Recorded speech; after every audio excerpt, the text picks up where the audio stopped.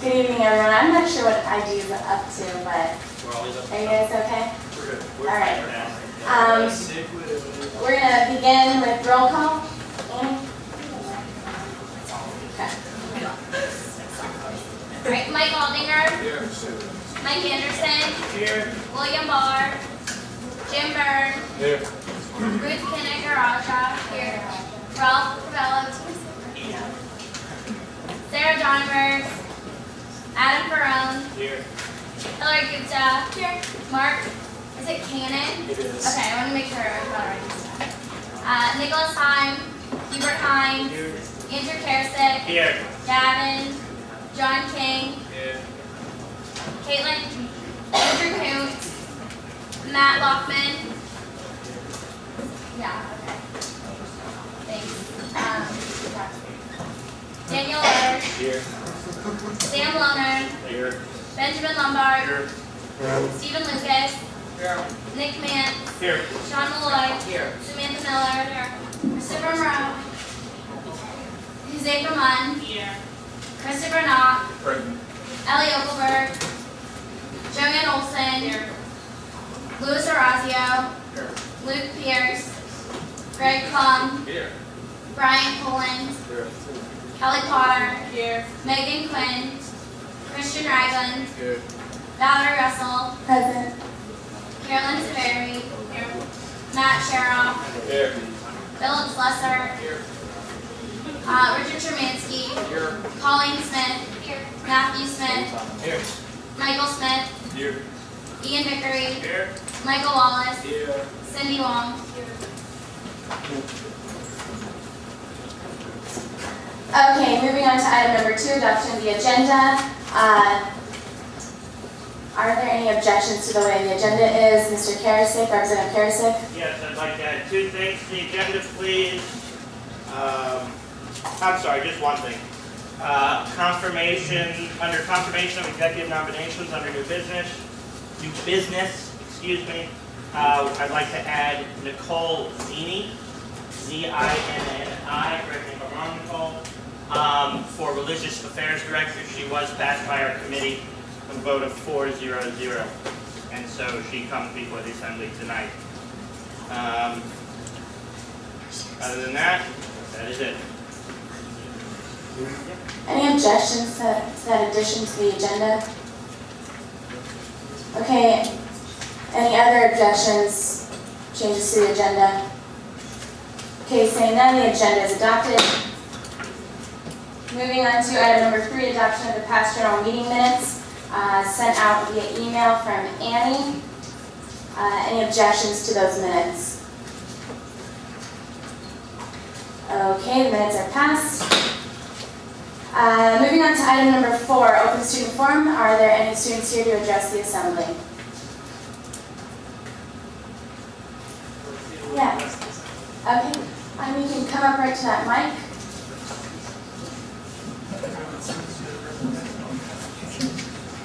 Alright, thanks for having me here. My name is John Fisher, and I'd like to address the assembly today about a program I'd like to put forward. Hopefully, it would be student volunteer based, and the objective would be to reduce drunken driving, both on and off campus. And the way we would do this would be to start a student volunteer based program that would basically drive students from one location to another after the late night buses have shut down, going to places such as like the Point, such as Nittany Crossing, places far off campus that cannot be available to students after, I think the cutoff is like 2:30 or something.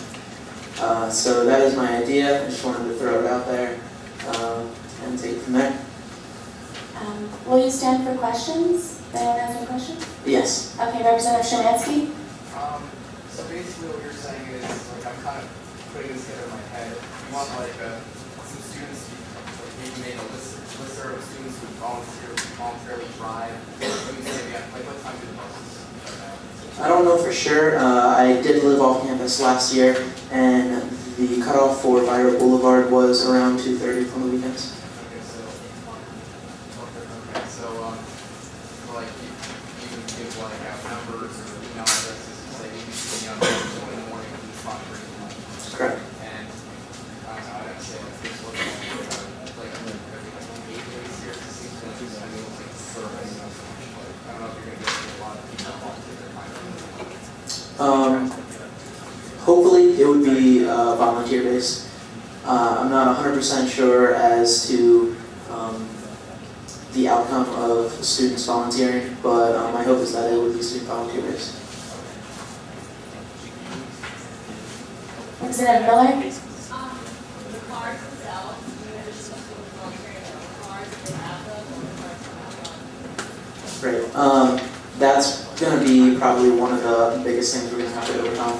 As far as I still do have to figure that out. If it is university provided, there would have to be some sort of coverage for insurance and things like that, and cost of the actual card itself. If it would come from students, I'm assuming there would have to be some other type of liability for them. Mr. Cabello? Good evening, John. Thanks for coming out. There's a student group, at least I remember reading about a student group who I was attempting to do kind of like a safe walk initiative the student government used to do. You have 165 walk, only with vehicles, 865 walk, excuse me. Are you representing any group, or is this just your idea trying to do, present something that could help benefit students? No, I'm by myself. I know of the 865 walk group, but as far as I know, and like I could very well be wrong, but I'm not sure that they put out anything like formal for car or vehicle. Representative Szymanski? Do you know of any other colleges that might already have this in place or anything like that, or just something like came up with that? Right. No, honestly, I have not looked into that aspect of it, but I'd be happy to look into it in the future. Representative Carrison? John, thank you for coming in this evening. John came into the office yesterday, spoke to Valerie and I. He just came in with an idea with, I guess, means the system works because we have students coming in to ask for our help. But specifically, John, now that you're in front of the assembly, could you just tell us how we can help you? Because I personally believe this is a great idea and something that this university does need. And so how can we help? Right. Thanks for bringing up that point. Assuming this would eventually go through and action would be taken on it, there would have to be some sort of liability, I would assume, for these things. We would also have to work out things such as making it an official university-run program, and any paperwork like that I do not personally have any experience with, and I'm not sure if any members of the assembly do, but anything that would help me as far as getting the official documentation down and ready for an official proposal would be very helpful. Okay, we'll follow up with that later. Thanks a lot. Thank you.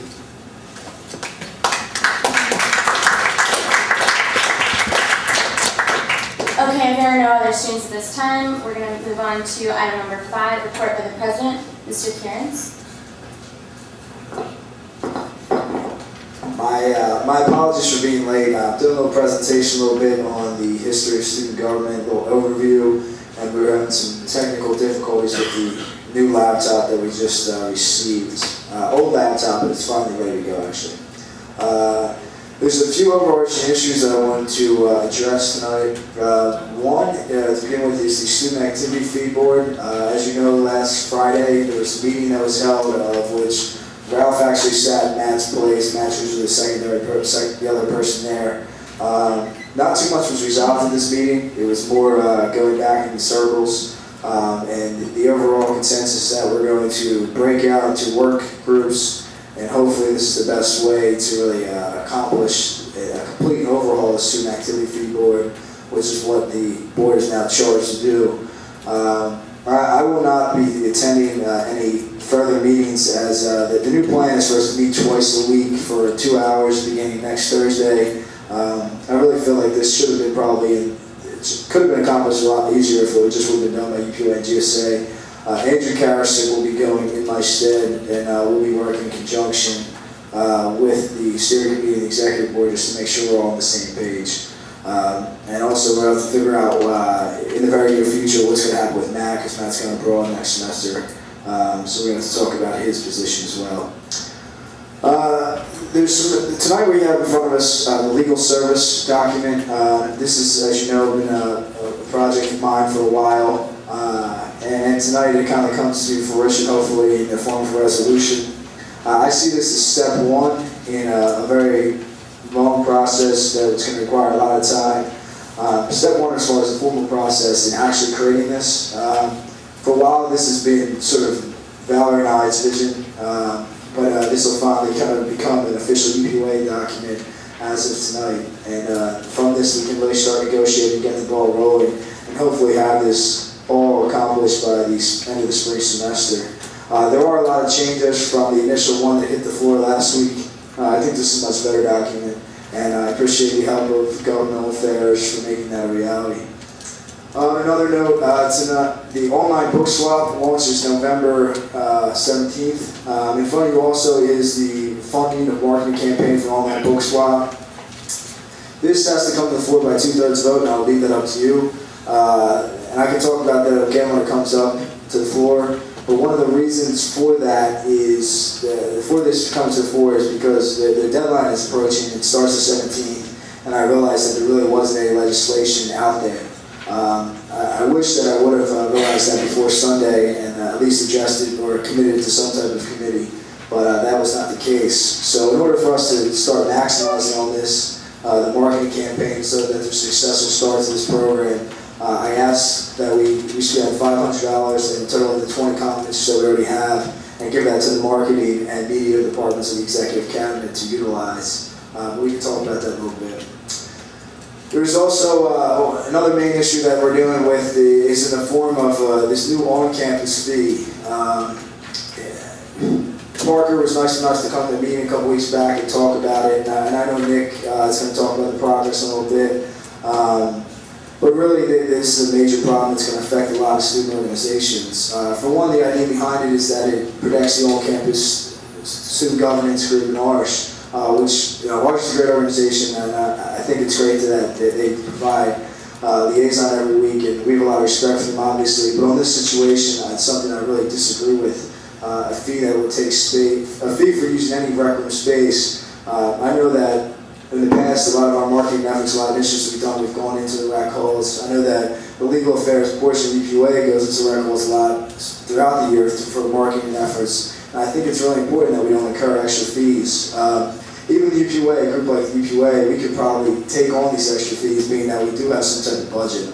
But being that there's over 700 student groups, and most of those groups have some membership made up of on-campus members who pay these residence-like fees, I feel like this is an issue that we're going to be forced into taking, and I look to Nick for his thoughts later on in this meeting. That is it for now. I'll be talking to you guys a little bit about history of student government. Thank you. Questions? Is that okay? We have the money, the resolution passing the money in front of us. Is that what Yes. you do? Last page. Oh, okay. Now, There it is. Thank you. Okay. Wonderful. Other questions?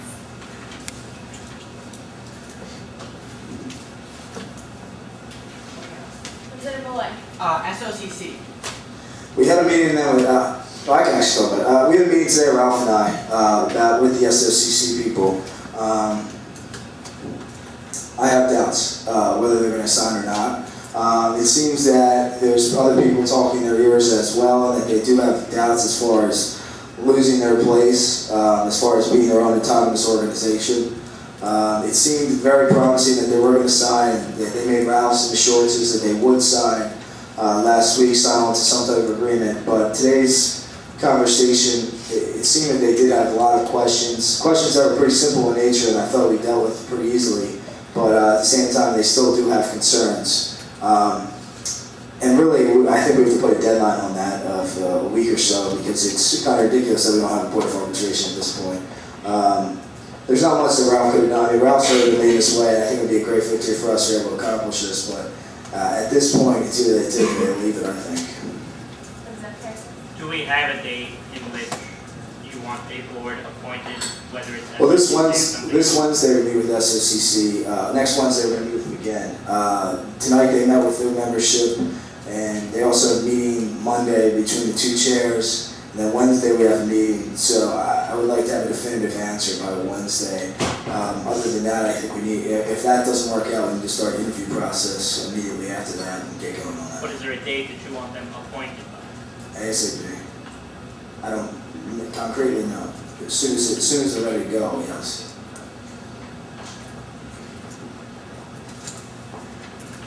Any other questions for the president? Okay, thank you. Moving on to item number 6, special presentations. Andrea Dalhar, Director of Student Affairs Research and Assessment. So, okay, back here.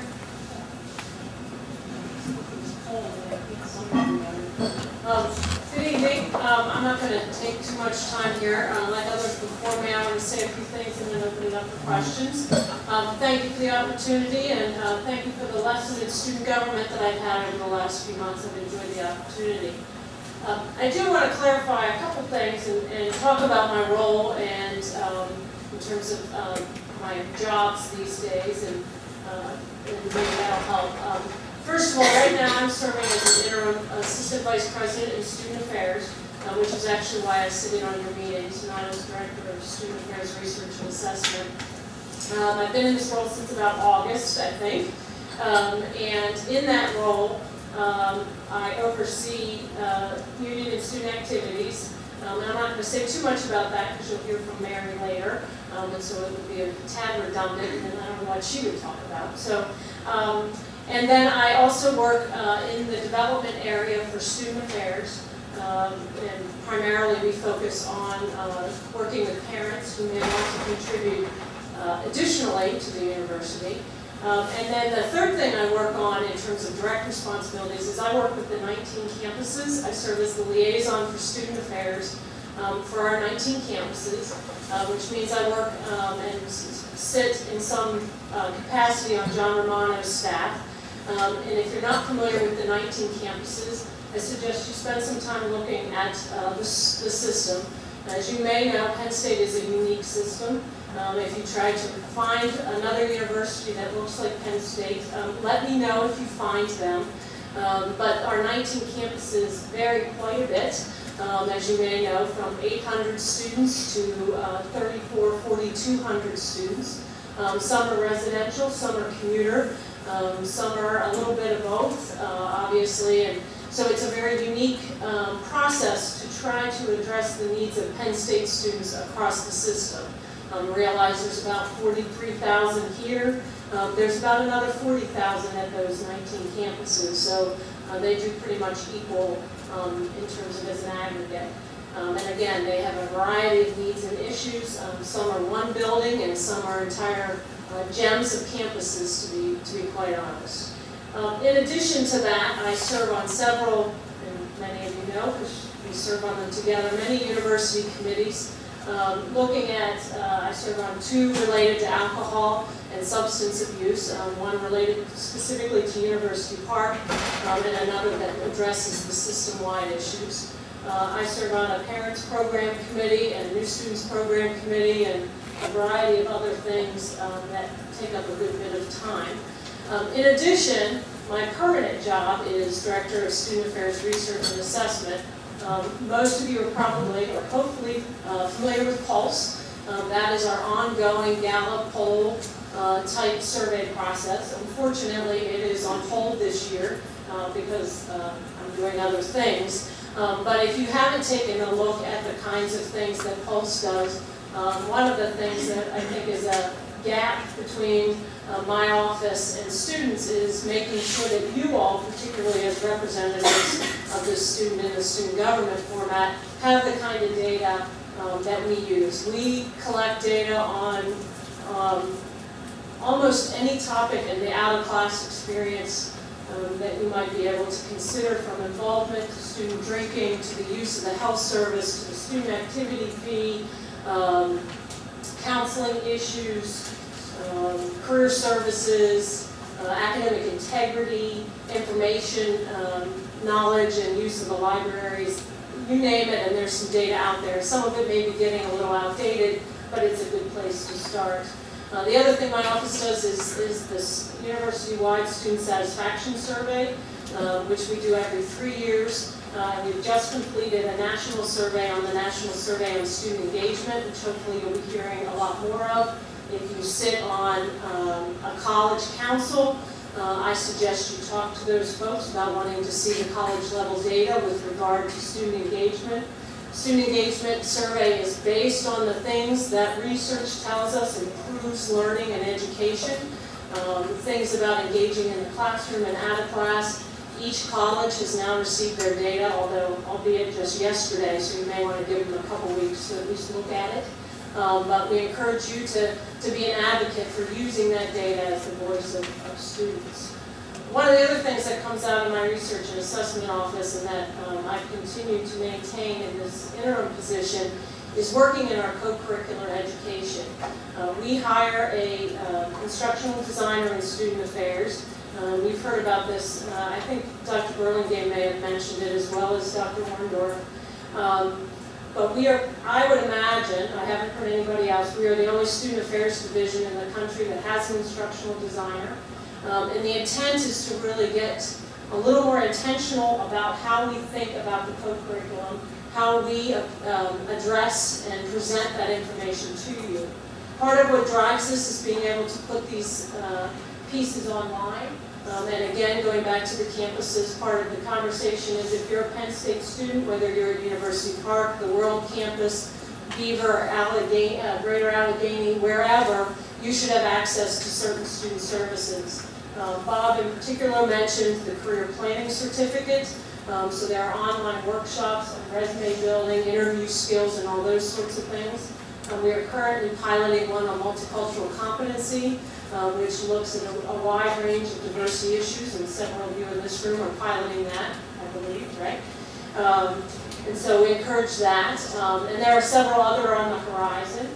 One of the things that, as a result of this, that I would challenge you, and would challenge all students to consider is taking a step back from your college experience and thinking about what you need or want as a student, and particularly as a student leader, to gain what you need to market yourself, and being real intentional about where you might find those services. As you know, there are a plethora of services and programs, probably more than any of us can possibly understand at this university. And so we want you to, part of our goal in all of these efforts with regard to the co-curriculum is get that intentionality in what we offer and what you seek out to do as students. The other thing that we work on are generally the programming in student affairs, whether it's online or face-to-face. And so we welcome comments. Ruth and I talked about a just finished online module on sexual assault awareness. That was a collaboration between the Center for Women Students and the instructional designer. So there's a lot of resources out there that we want to make sure we connect you to. I'll stop there. Questions? President Bloner. In addition to the pulse results being published online, That is correct. are there three copies published? Yes. How are they distributed? We have two separate mailing lists. We have a listserv where we mail out every time an exec summary is completed, and then we do have a hard copy mail list, and it typically does go to include student leaders in that, and anyone can be added to that list. Again, right now there's nothing being published, but we welcome, our goal is to get the data out and get it used, otherwise there's no point in collecting it. So yes, and if there's ones that you're looking for, you can stop by 222 Buki, and we have files of them and can hand you any ones that you might be interested in. Other questions? Mr. Gravella? How does one request and/or approach your office if they want to conduct a survey? I mean, you talked about, in other words, how are they identified? How are the subject matters identified in order to pose questions to students? And is there any room for student groups or other organizations to approach your office to try and frame a survey question? Good question. Several ways. Obviously, priority is first given to student affairs. That's where I work. But we do surveys external to student affairs. Our schedule is usually established, however, in March or April the preceding year. So one of the things that often happens with student interest is the schedule is long established. Lots of folks think doing survey research is pretty quick. It is not. If it's a new survey, we probably spend 2 to 3 months in survey development and those sorts of things. We do go through research protections and several other kind of bureaucratic processes to make sure that what we do is as good as any faculty member would do, because obviously we're talking to faculty audiences and as well as student audiences and others. There is room to do that. It's probably best to do it through another office and partner with an office, and obviously to know well in advance. My office does, as I just did with some GSA students earlier this week or last week, it's all done together. We do consult, so if there are projects that you're interested in working on, we may not be able to get them into Pulse, but we're able to assist in constructing questions and making sure that it's done in a way that gets you the kind of data that you're looking for. Further questions?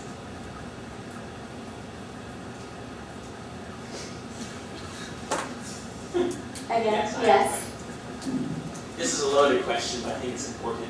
There was a time at Penn State when all surveys were kind of used to, in some ways, devalue the opinions of student government and to overrule the decisions that this body makes on behalf of students. What opinion do you have regarding the value of poll surveys in relation to democratic assemblies like this? I would actually argue they should be done in concert. If we have data that you aren't using, then it's equally in as error as the administration using the data to neglect student opinion in another way. So I think it should be a partnership. Obviously, you and I have talked about this a little bit. I don't think one should supersede the other, because unless you all are doing some systematic views of student opinions, then the two, again, if there's an issue that we have data on, you all ought to be reviewing that as well as you proceed with your resolutions. As I talk to several people, data can be a very dangerous thing if not used responsibly. Then I think that's part of the conversation. I can tell folks in most projects I can get data to tell you all kinds of things, and what we work on is to make sure we're representing it as fair and as equitably as we can. And to make sure that our systems are rigorous enough that we're capturing a broad sense of the student body's views. Some of our projects include the campuses because, again, some of the policy decisions that we're talking about affect all Penn State students, not just University Park. So part of it is also considering to whom are the decisions that, or the resolutions going to impact the most, and are the data representative of those students. Any other questions?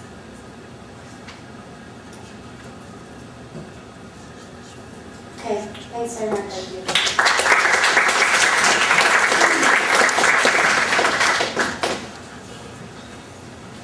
All right, now Gavin's going to do his student government overview, history of.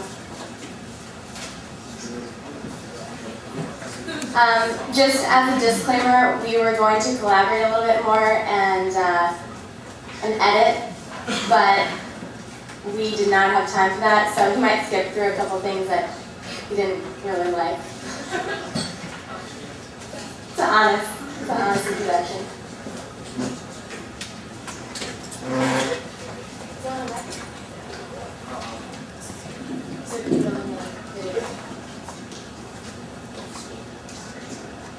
You got me? Alright.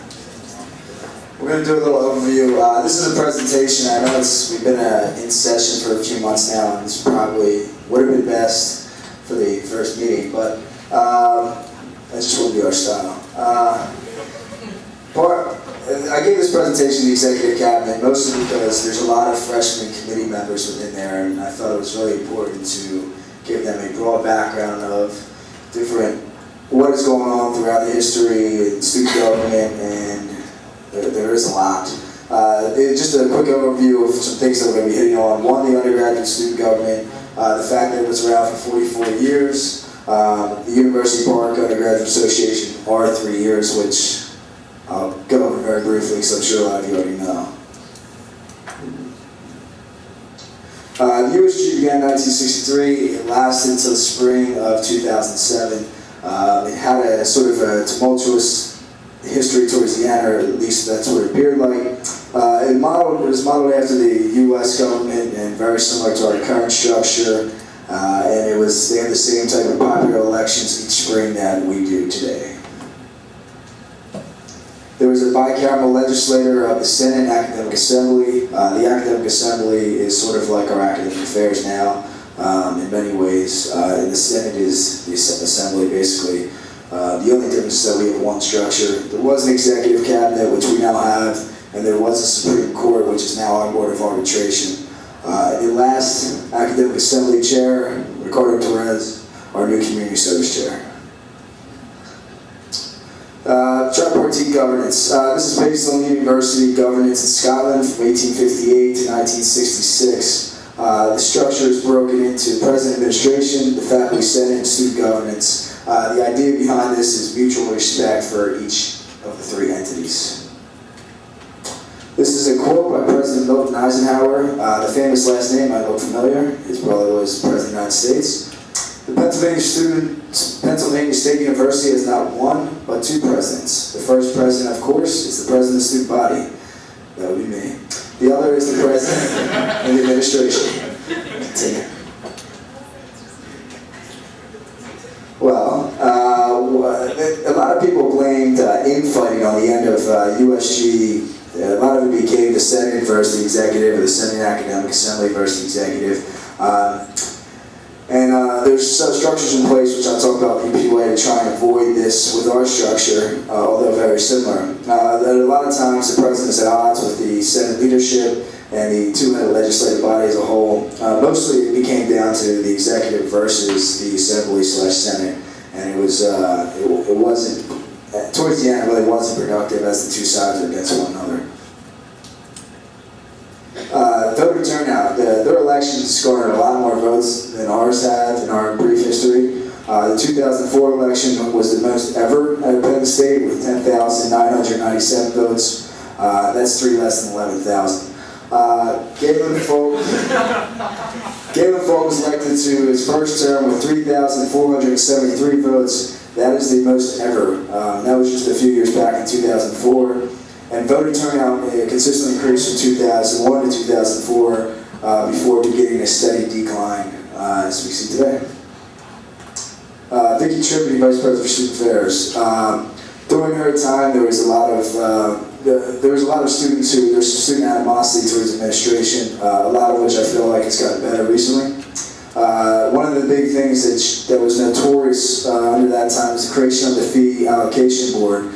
And the Cabinet Student Leaders. The Fee Allocation Board was made up of students as well as administrators, and was mostly heavily administratively influenced with the students being picked, not by some type of election, but through application process to the old administration. And the Cabinet Student Leaders, that existed last year. It hasn't been called into existence this year at all. Basically, that was the type of advisory board of all the different major groups on campus. The problem with that is that it's not a bad thing to get together student leaders. It's actually a great thing for collaboration purposes. But what it became was that it was used in place of student government a lot, used as kind of another official voice. It was used almost to, they would say that these are all the different student leaders on campus, this is how they feel, and therefore the USG or the UPUA in its beginnings really didn't have too much of a leg to stand on because they weren't being used as the official voice. the creation of UPUA. Galen Folk, who was the president at the time, he was a two-term president. One of his chief goals was to change the USG. The internal moves to change the structure were blocked, and as a result, he took his first term, nothing really accomplished, relatively uneventful. He decided to take his mission really outside of just the USG and kind of a different method. Continue. Folk creates external group student advocacy. He creates a plan for new student government outside the undergraduate student government, which is the UPUA. In response, the Senate chair at the time created a group called PSU STOP, which stood for Safeguarding the Traditions of Penn State. A referendum was held to gauge student interest in student government and the idea of new student government as a whole. Really, it came down to USG president versus the Senate chair. If you look back in old articles at the time, it became Galen Folk versus Andy Banducci, who was the Senate chair at the time. What happened was there was an open vote of the student body to decide between USG and the creation of UPUA. Basically, it was a structure of national government type, which is very similar to ours, versus one body. The original model of UPUA, as I'm sure most of you know, was not like it was today, which we're going to get into a little bit later. The UPUA received 60% of student votes in the online referendum. 4,266 valid votes were cast, which is a little less than our presidential election last year as a whole. Graham Spanier announced that the UPUA would be the new official student government. The Board of Trustees confirmed this. And effective in the fall of 2006, USG was lowered to a club status, and UPUA took over.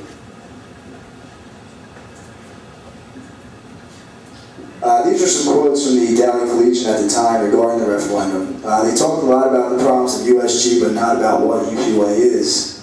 It just seems like a long process, and students really aren't taking interest. I think UPUA is good if it helps them to get more students involved and represent the student body better.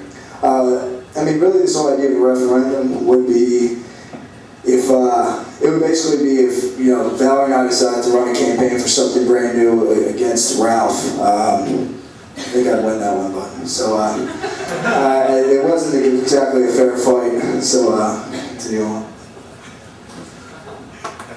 USG continued on though, and they held elections in spite of the referendum results. In that election, our current chair was elected to his first term. Nick Stathis and Pat Daly were elected as president and vice president with 2,323 votes. That is how a few of us got our start. Really, their campaign and their overall presidency was more of an effort to restore the authority of student government, whether it be UPUA or USG.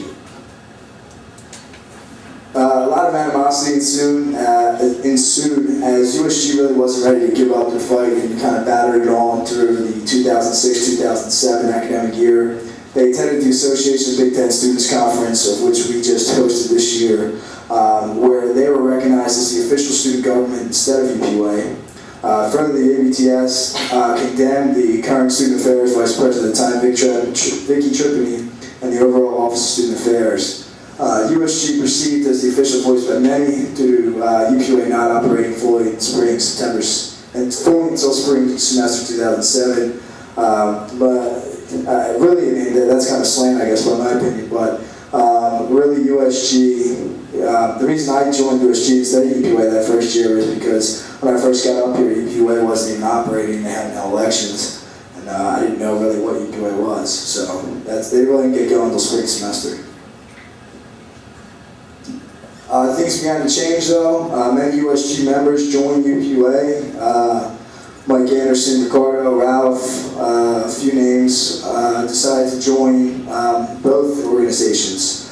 In February 2007, USG held a joint session of the Senate Academic Assembly and voted to dissolve itself. They then created a trust of leadership with the idea of transferring their current assets over into the UPUA. But as you see in the next slide, it didn't really work out. UPUA failed to meet the needs of USG. The funds were transferred to various groups, including Sacred World State and the Dallas Collegian. Many USG members ran for UPUA spring elections. The initial UPUA structure was one body, 37 members in the assembly. President, vice president, no formal executive. The vice president chairs the same way Valerie does now. The president had voting rights but did not have veto power. There wasn't a chair of the assembly, so Ralph wouldn't have existed. The president had the powers really of the chair of the assembly. Amendments of the Constitution up to a highly administratively influenced board. UPUA holds controversial first election October 2006. Jay Bundy wins election with 1,147 votes out of 2,602. Bundy disqualified for alleged campaign violation. Jay Chamberlain named president. These are his famous comments. Now, in Jay's defense, I mean, he had some mental issues at the time. He's not a good guy. He's a good guy, so we can just continue on.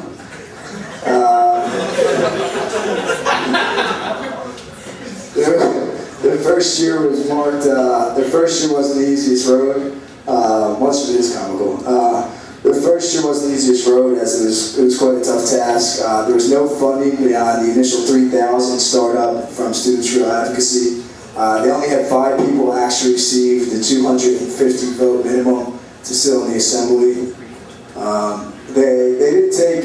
It took really until the end of the first semester to fill positions as a result of them only having 5 of the total 37. Student Voice, USG, UPUA, whatever letters was non-existent.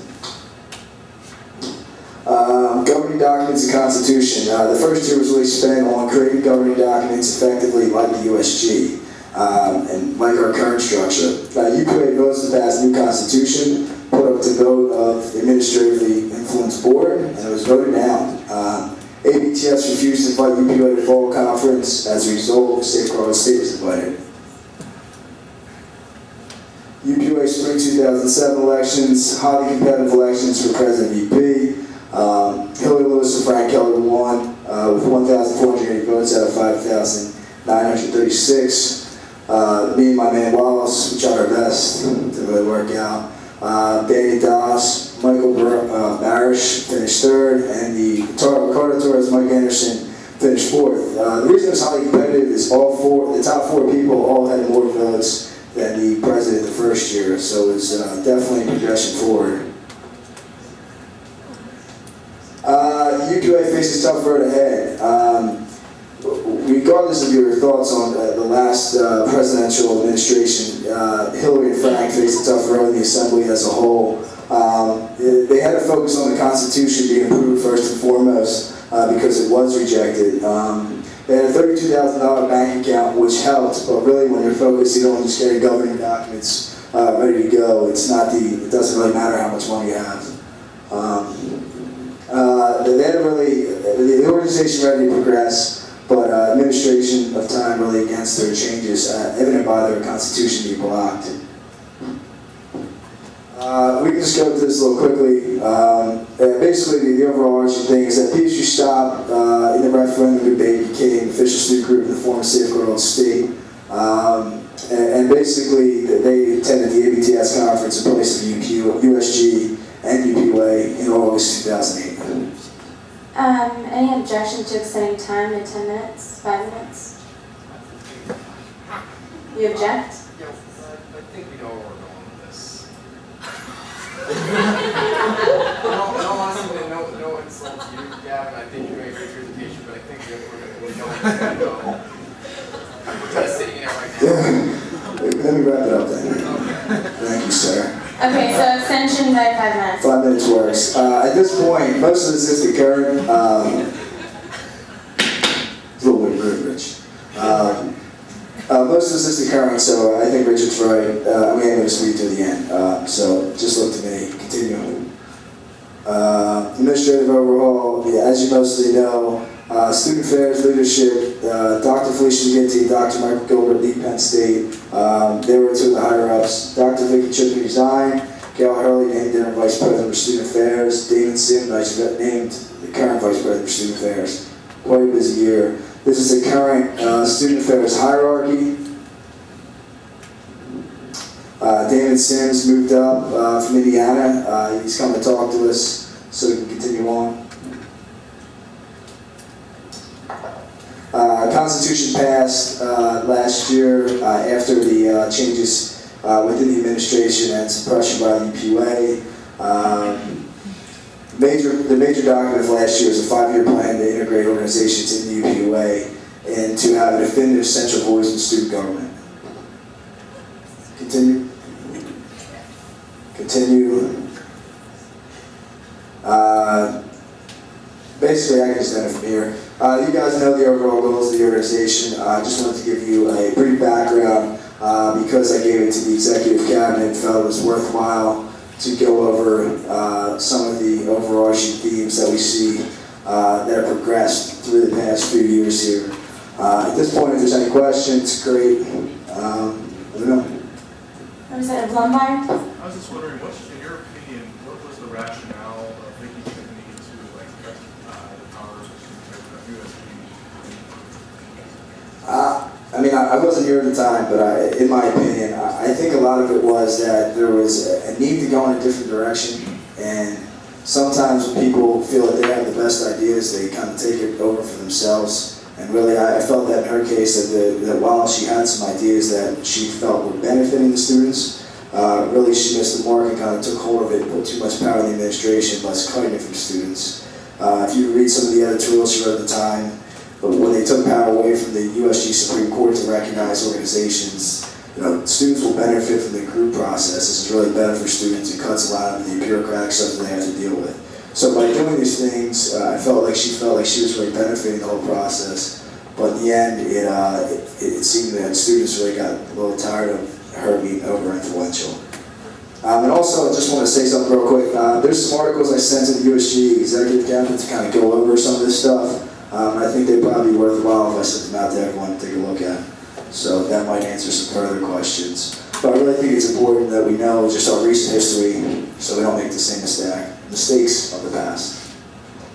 Any other questions? Representative Vance? The only quick question I had just about the history. The USG, I know you said they had like president, executive, the Senate. You said you described it as like a bicameral legislature. What was like the other like legislative body other than the Senate? Was there like a Senate or House? Academic Assembly. Okay. Just a question. Does this body aspire to be a bicameral legislature someday? No, here's the difference, and this was one of the points I wanted to really hit on. This is one of the points I really wanted to hit on, is that within our Constitution, if you look at it, it's very similar to USG in that we have an assembly, which is similar to the Senate. We now have a Board of Arbitration, Supreme Court, we have an executive. Where we differentiate in many ways is that there's forced interaction between the leadership of the executive and the leadership of the assembly. For instance, we have steering committee meetings where Valerie and I are ex officio members, which Ralph leads, which we're forced to attend. At the same time, Ralph is mandated to attend the executive cabinet meetings. So really, it's the idea of constantly being in each other's presence and promoting interaction that I think is going to help us, one, be effective, and two, not repeat the same mistakes. One last question. Representative Lucas? You mentioned that USG gave money to SOS and the other division. How much money was given and what's the status of that? There was a total of, somebody can correct me if I'm wrong here, there was a total of $9,000 to $10,000, I want to say. Yeah, wow. It was given to a bunch of organizations. Those two popped off the chart of me that I remember, but it was kind of spread. I want to say that, I don't want to assume that any other groups, because I don't remember offhand, but there was talks of groups like ARSH and other groups like that getting money.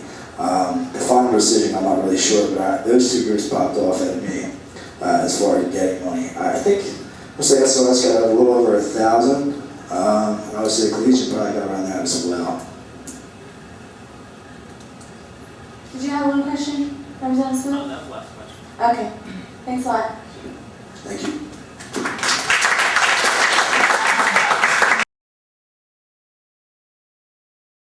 Mr. Cabral is going to speak about this. I just see the representative sitting back. You're still representative. You can come to the table if you really want. I received a letter from Caitlin last week, and I thought that it would be best to just attach. I think it expressed a sentiment. I also expressed a sentiment to Caitlin that She was a great representative. She's been in student government for several years now. Has really contributed idea-wise, motivation-wise, in many aspects of how this organization is now. And of course, she's on the programming committee, so I'm sure the programming committee is going to miss her quite a bit.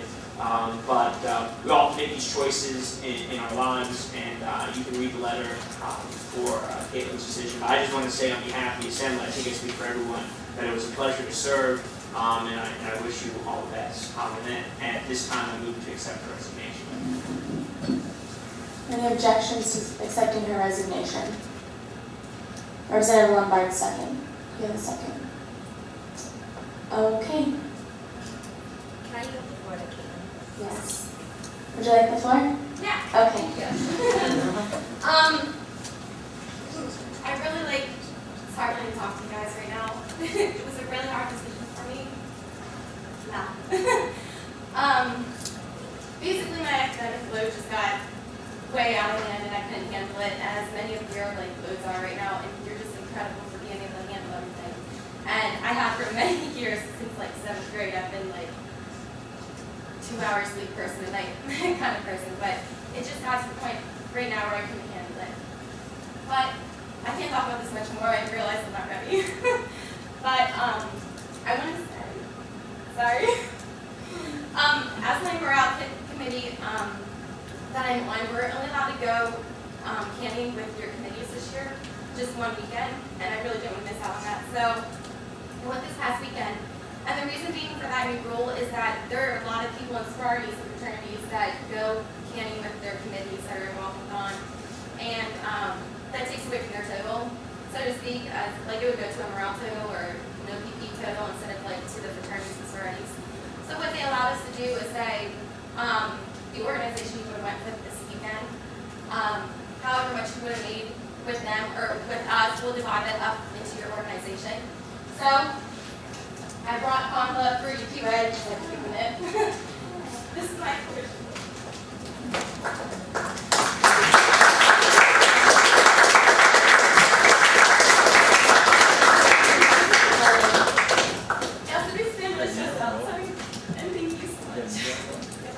Thanks a lot.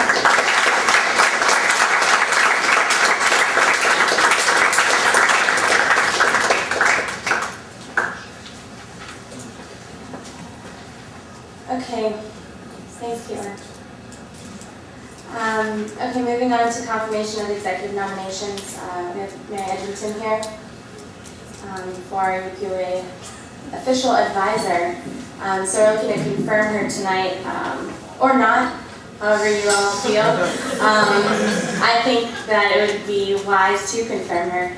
So if she will come up and kind of give a little bit about herself. Then we'll do this as normal, like we do with the directors and everyone. Then you'll just leave and we'll debate and so. Thanks. I think I should have brought chocolate tonight. Thank you. I thought I would first tell you a little bit about what I do here at Penn State, and then talk to you a little bit about what I think an advisor should do. And hopefully we'll do for you, and then I'll leave the room. And I'll ask what, and then I'll hear your questions. So.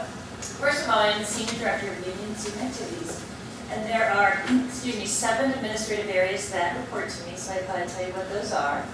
First of all, I have an Associate Director for Budgeting, and that is the person that deals with the general fund budgets, which is the Director's Office, Student Activities, the operations of the hub. So those are all general fund budgets, and she takes care of all the accounts receivables, and payables, and things like that. And then I have a Senior Associate Director, Judy Alpha, who's the operations person. And basically, she deals with the event management area, that some of you may be familiar with, and the service crew, which is a unionized group on our campus that does all the cleaning of the building. Wonderful, wonderful group, and I don't know if you realize this, but they are affiliated with the Teamsters, so it's a really interesting dichotomy we have with them. We have 3 supervisors, and they're here 24/7. So I think they do a great job, because I think when you leave at 2 a.m. and you come back at 6 a.m., the building looks terrific, so we work very closely with that group. And really anything to do with the operations side of the house is in that area. And then we have the whole art gallery program, so I have a Director of Galleries. She reports to both myself and Toby Jenkins, who's the director of the Paul Robeson Cultural Center. And we have 2 galleries in the building, so if you haven't visited them, I hope you do. And we have Art Alley, which is usually student art, and then we have Art in the Move, so we do some art work outside the building as well. And then we have the huge area of student activities, and I think most of you are aware of that, and that's student organizations, clubs, the service side of the house, off-campus spa, distinguished service series, Center for Arts and Crafts, and that whole area of student activities. Then we have the ASA side, which is primarily a lot of the money that's held for clubs and organizations, once again, something that you probably are all familiar with. Then we have fraternity and sorority life, so that area also falls under union and student activities. And let's see, last but not least, we have an assistant director who deals with the Commonwealth campuses that Andrea had mentioned with, and does all the contracts for student clubs and organizations as well. So that makes up union and student activities. And I also have a staff assistant, and we all are primarily housed on the second floor of the hub. So that's a little bit about my position. As far as advising roles, so I was thinking about what I really think an advisor should be, or could be for you, and here's some thoughts I had, so I thought I'd write them down. First of all, to be a sounding board, to listen and give you feedback if you so desire, and if not, that's fine too. Primarily to help you with any university processes. If you have a goal in mind and you're not sure how to get to that goal or who to go see, I would hopefully be able to help you with that.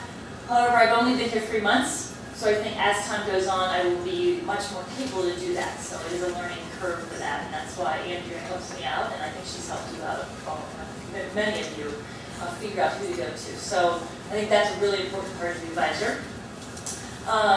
I also think, just if there's university policy that you may be heading into that you might be violating or something, I would bring that to your attention. Once again, your decision of what to do with that, but I would want to alert you to that. And also, just to give advice, make recommendations, just be there for you. So then I decided to go into the Webster Dictionary and look it up, and there was one other thing that an advisor, definition of advisor, and that was a fortune teller. That's the one thing I don't think I can deliver to you, but I did want to tell you that that is part of being an advisor as well. And I have my resume here. I know sometimes you ask for resumes, so in case you want to see that. So, thank you. Any questions? Representative Lohner. I think that's, I'm sure it's your role as senior director and also your current role in advisory here. You'll have to deal with part of our ongoing negotiations with this connectivity. What is your opinion on us being a certain for our administration? Well, I serve on the Student Activity Board. I don't know if you all know that. I do believe that there should be some funding, a little bit more set funding for that. Where that comes from, how that's determined, I'm not sure at this point. Other questions? Mr. Carvello? You spoke about what an advisor is. You're getting a smile on your face. It's not that hard. I don't think this is a difficult question, but what's your philosophy on student government and our role in the university? Well, I think it plays a very, very important role. As you have said many times, you're elected officials and you're the voice of the students, and I really think that's very, very important. I think it's also important that you get back to your constituencies and ask them sometimes about what they still think now. Because you're elected and then you have all these ideas, and just to make sure you stay in touch with those folks, I think that's really important. And then to bring that to here, and I would say set some specific goals and then try to achieve those, but always stay in touch with your constituencies. It's important. Other questions? Representative Smith? Matt Smith, I am Affairs Chairman. I don't want you to feel like this is kind of corny, so feel free to not answer if you want to. But do you believe that decisions made to construct various entities around the university, considered under the auspices of USG, should be considered invalid, considering that UPOA is now the recognized student government? That's a very good question and very tough, and honestly, I'd have to think about that. I wouldn't just want to answer that off the cuff. Do you have any specific ones that you were thinking of or have in mind? Representative Smith, would you like to answer? I will talk to you afterwards. Fair enough. Other questions?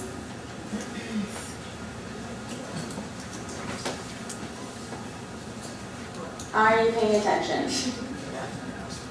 Other questions? Okay, thank you very much. We're just going to enter into debate, and we'll let you back in. Mary, can we Thank use the you. resume in the room? I would love to look at it.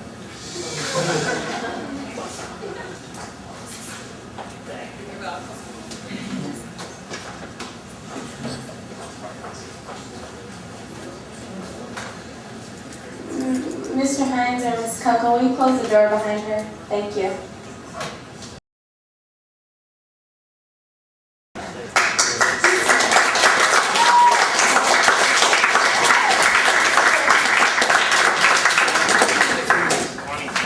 Congratulations. Thank you for filling that position.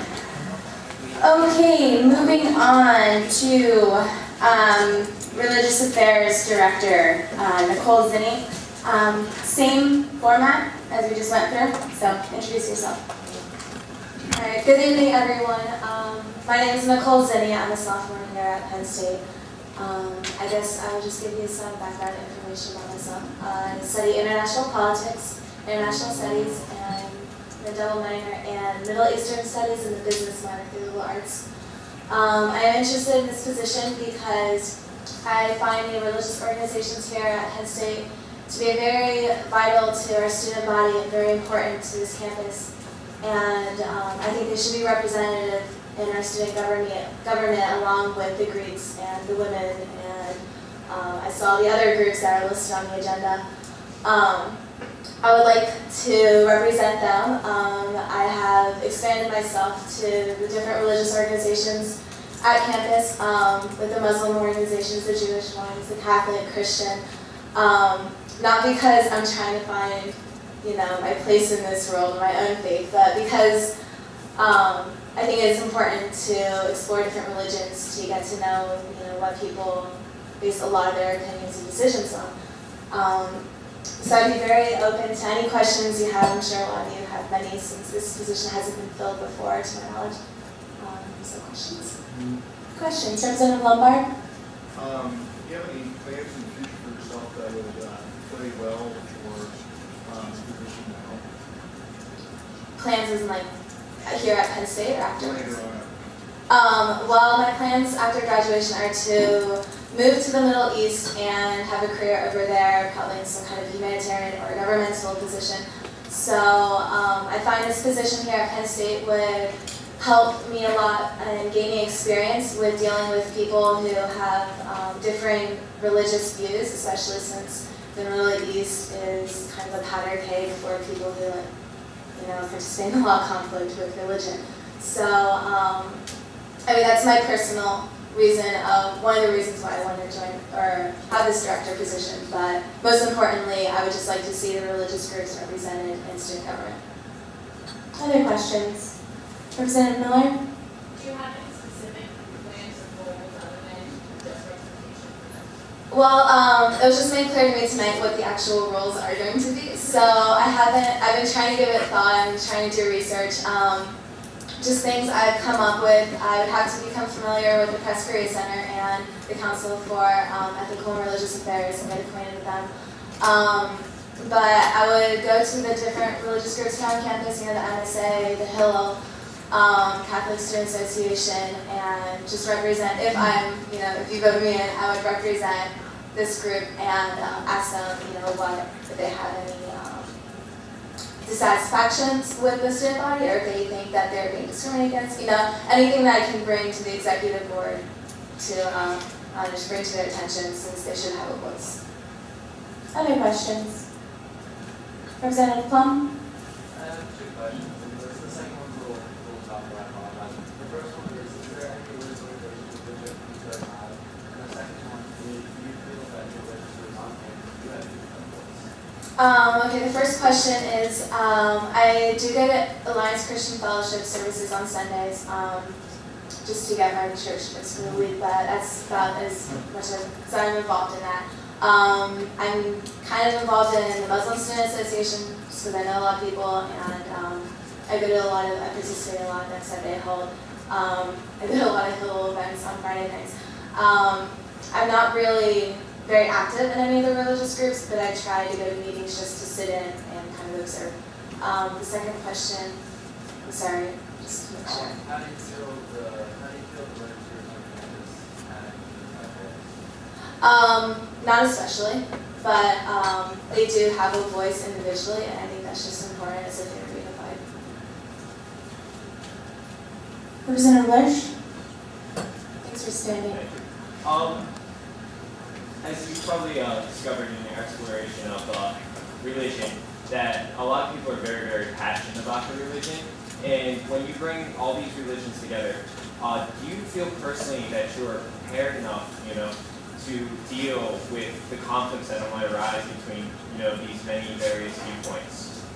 Well, I guess I can answer in a couple of ways. I think preparation-wise, I'm able to relate to them because my religious faith is extremely important to me, and I'm passionate as well. So I believe that I'd be able to relate to these leaders of the different religious groups because I understand that what they believe and what their goals are very important to them.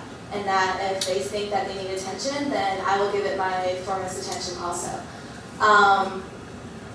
Also, I guess, I'm sorry, your question, was it?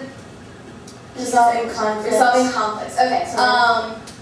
I haven't had that much experience here at Penn State. I mean, I know there's a lot of conflict between MSA and YAC last year, and I mean, I'm not going to tell you that I was in there mediating between them, but with this position, I believe I will be able to, since I know a lot of members in the different groups, and I hold a very, not bipartisan, but a very non-affiliated sort of position in those groups, that I will be prepared to kind of be a secular voice, not to be biased between, if another disruption occurs between the MSA and YAC, I won't be biased. I won't side with one group.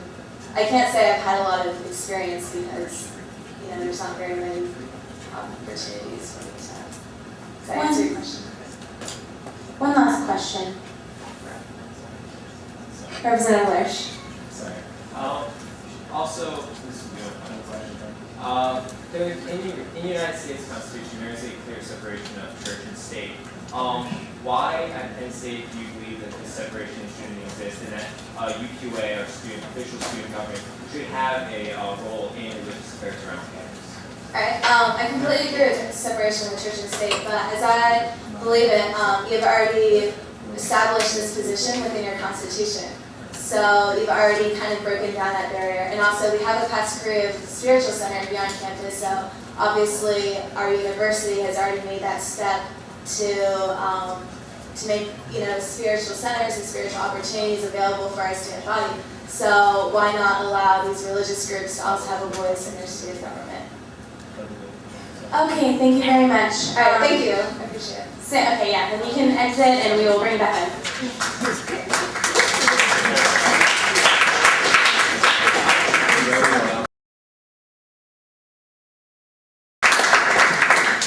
Congratulations, Nicole.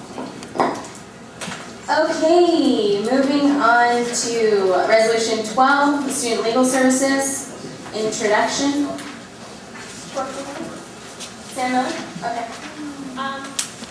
Well, I'll just kind of go through and point out the changes my committee made to the document from last week, and then yield the rest of my time to Gavin, because he is the main author. So, basically, where the largest changes occurred were one, recommended police action. The first two paragraphs were taken out, and it was just fiddled with a little bit to make it more succinct to the point, kind of cut out the stuff that needs to be in there. And then moving to the candidate review, that changed substantially.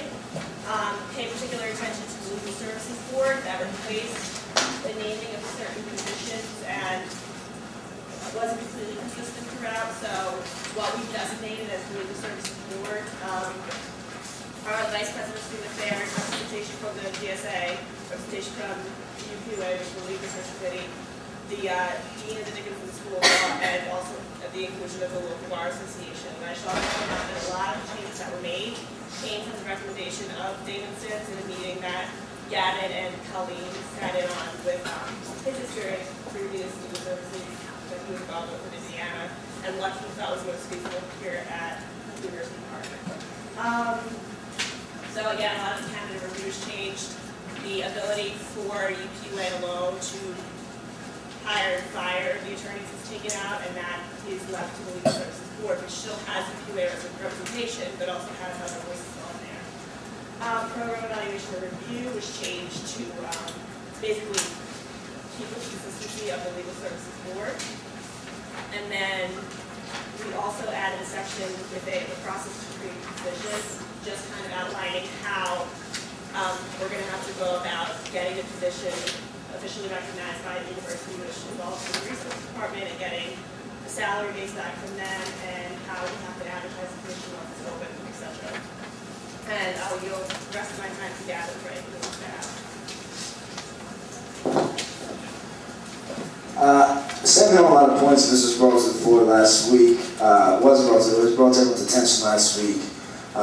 So I expect everyone had a chance to look over it.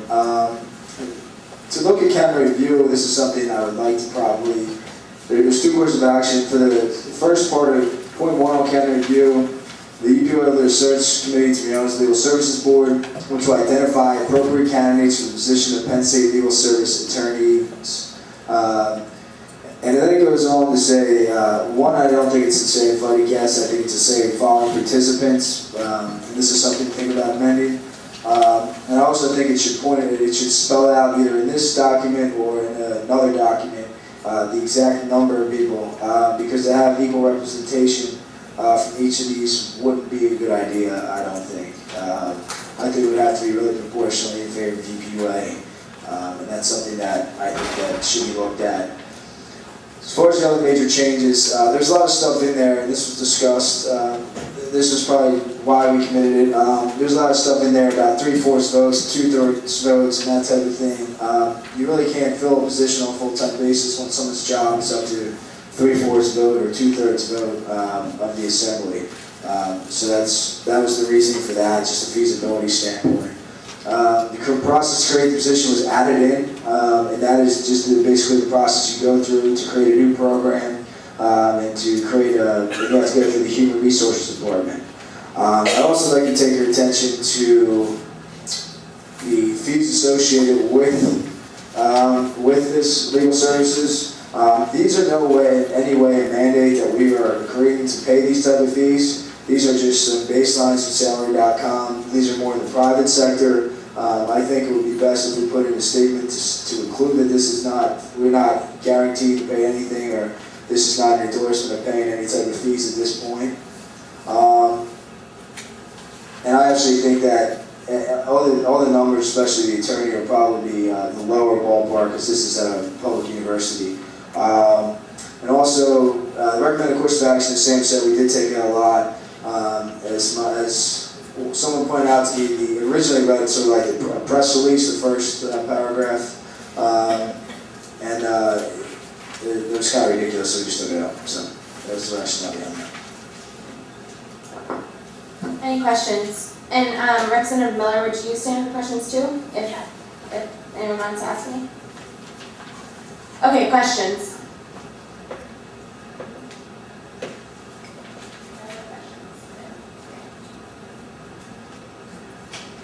Representative Lucas. This is for either what is the feasibility of getting this through President Kieran and Representative Miller? What is the feasibility that legal services will actually move forward past this document and measures taken this year? Like, is it possible to get this implemented at Penn State University in the long term? Absolutely. I mean, this is something that's been going on. But before I even presented this document, this has been conversations over the summer at the Dean of Law School. primarily recently with a lot of vice presidents, Sims, and through email communication with the Dean of Law School.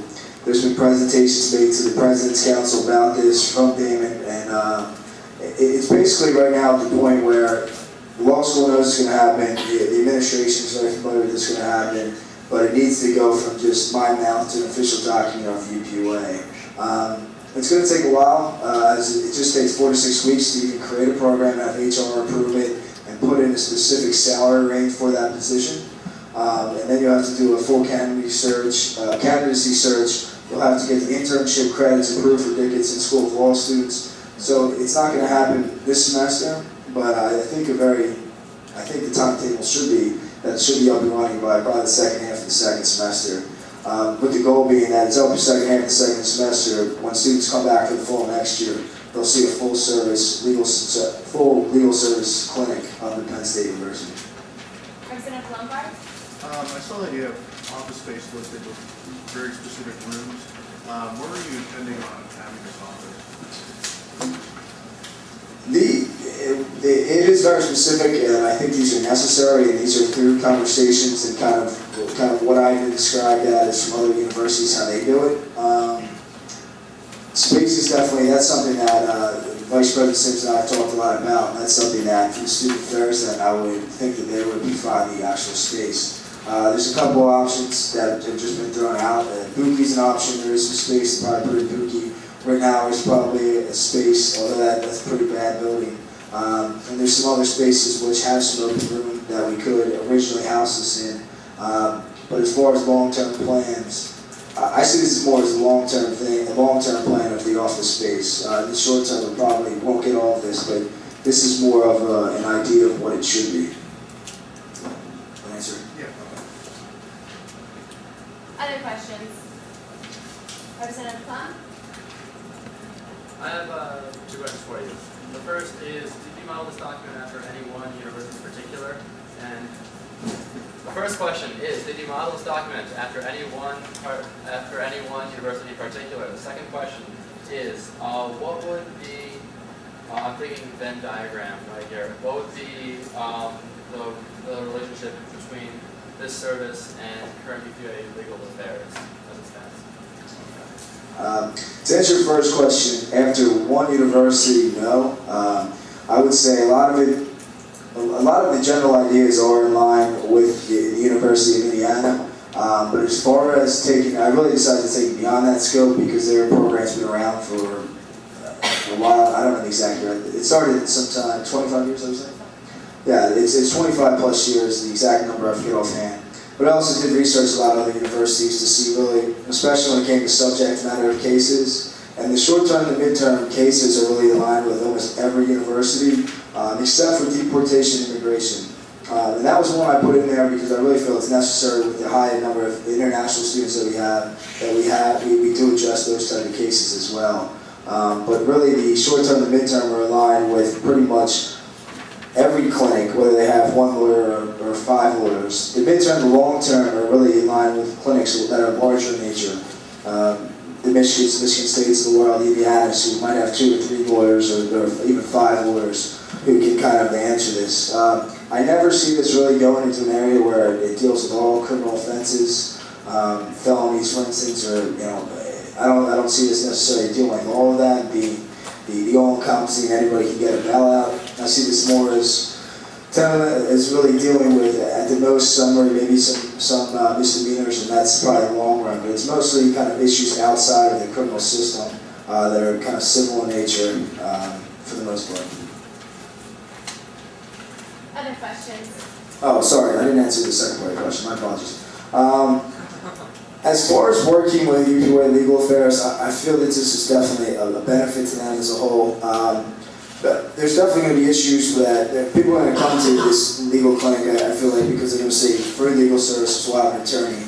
And there's going to be a lot of issues that necessarily aren't really worth the legal services picking up. That may just be a JA issue, maybe a smaller issue, where really where legal affairs is really capable of dealing with that at the JA level.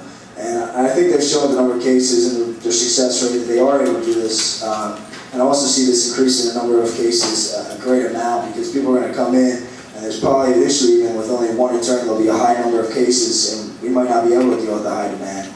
And a lot of them are cases that I feel that judicial affairs can handle pretty well. I'm sorry, can I ask one quick follow-up?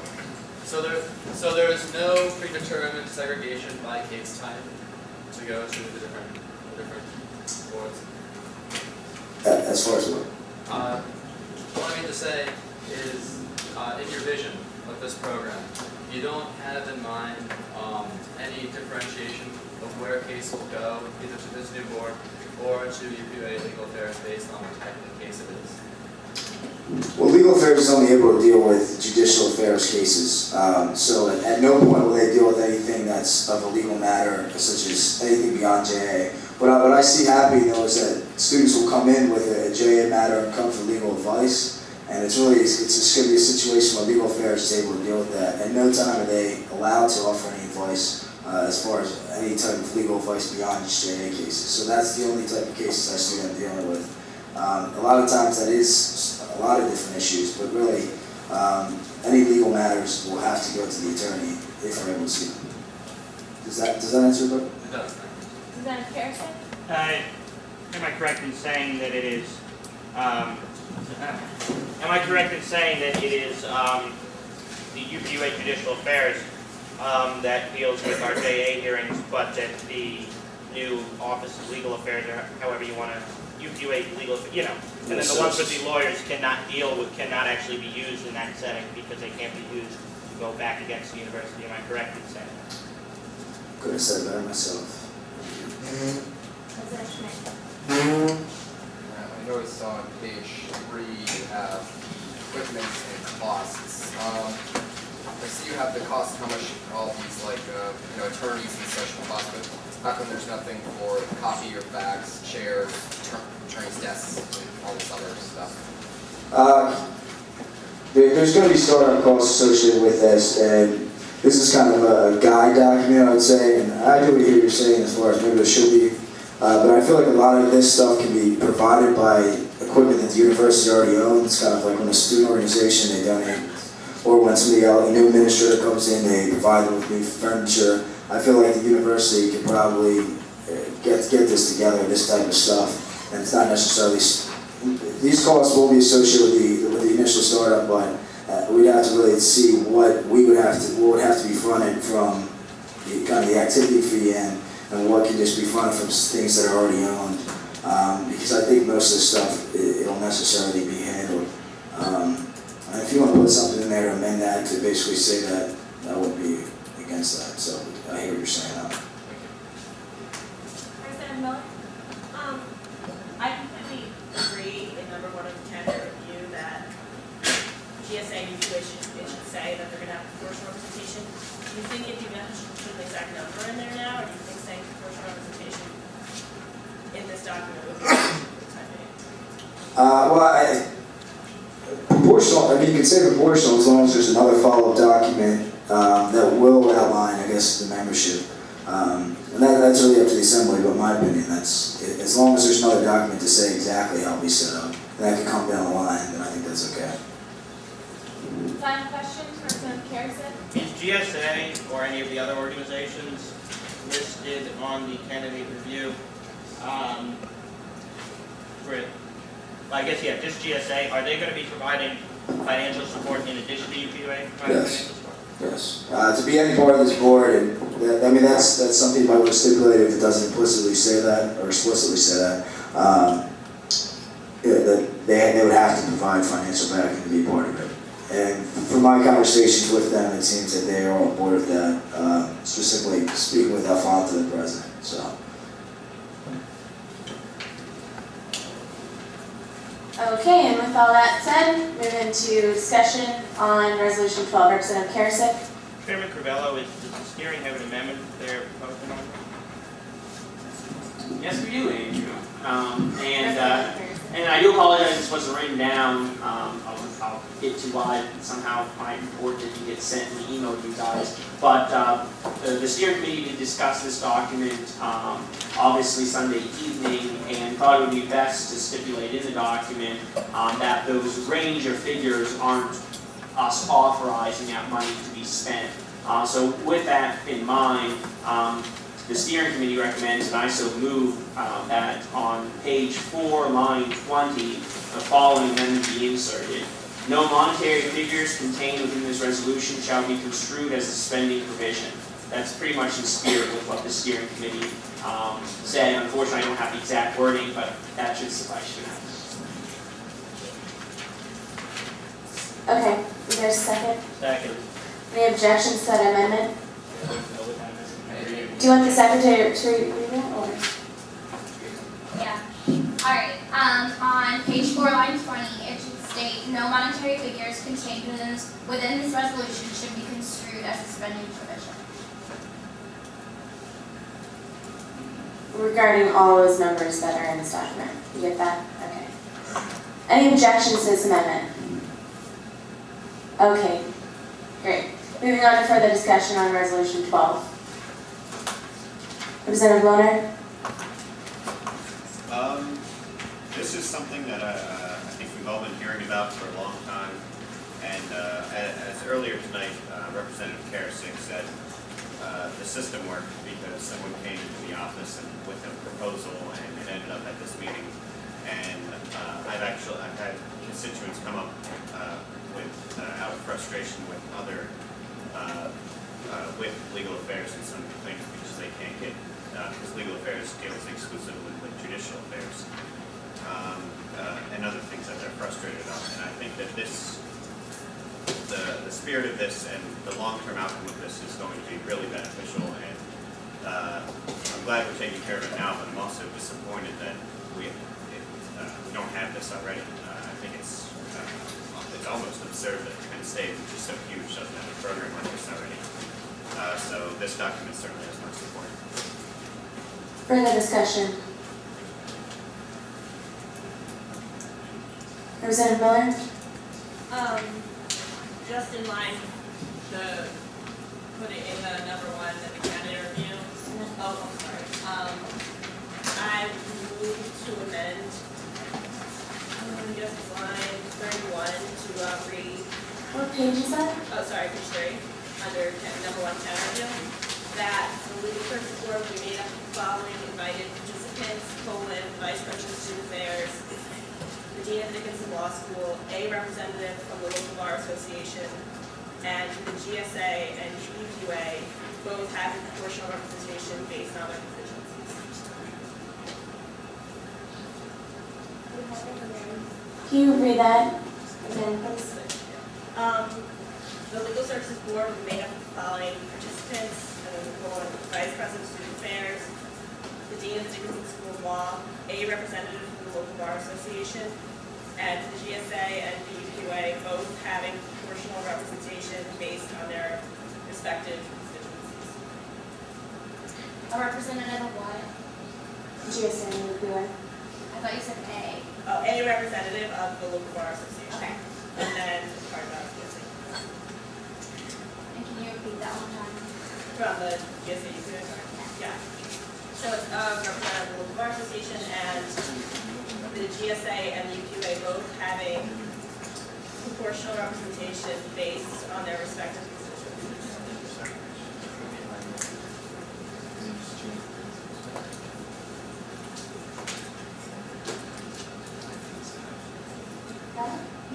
Okay, is there a second on that amendment? Would you like the secretary to read it? Second, get it one more time. Okay, read it. The legal services board should be made up by the following invited participants: Vice President of Student Affairs, the Dean of Dickinson School of Law, a representative of the local bar association, and the GSA and UQA will both have proportional representation based on their respective constituencies. Okay, so is there a second on that amendment? Second. Second. Okay, we can discuss the amendment. Are there any objections to the amendment? You object to the amendment, okay? Discussion on the amendment. Would you like to say why you object? I just wanted to ask for I can't really even hear you. I'm so sorry. I just wanted to ask for a point of explanation real quick. Just to clarify, when you say based on their respective conditions, you mean more people with more representation on the board? Right.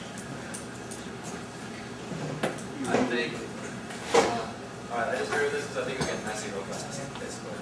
I just think it would be a lot simpler, and I don't think there's going to be that much discrepancy between the UPUA and the GSA on the vast majority of these issues. The vast majority, which is probably going to be housing. That when I met with David Sims earlier this year, that's what he said. The 5 attorneys that were at the Indiana University's legal affairs program were mostly doing it. I'm sure Gavin and Val, I'm sure you guys have heard a lot more on that than I have, but that's the impression that I got. And I feel that in a lot of these situations, you're going to be on the same page with them, and that the latter part of that is necessary. Further discussion on this amendment? Representative Malloy? Just as a kind of question, but I think earlier there was either not a lot of response from the Bar Association here. I don't know if Gavin or Sam or someone could speak to would they be receptive to having us on this board? Would they be active? Would it be really fruitful?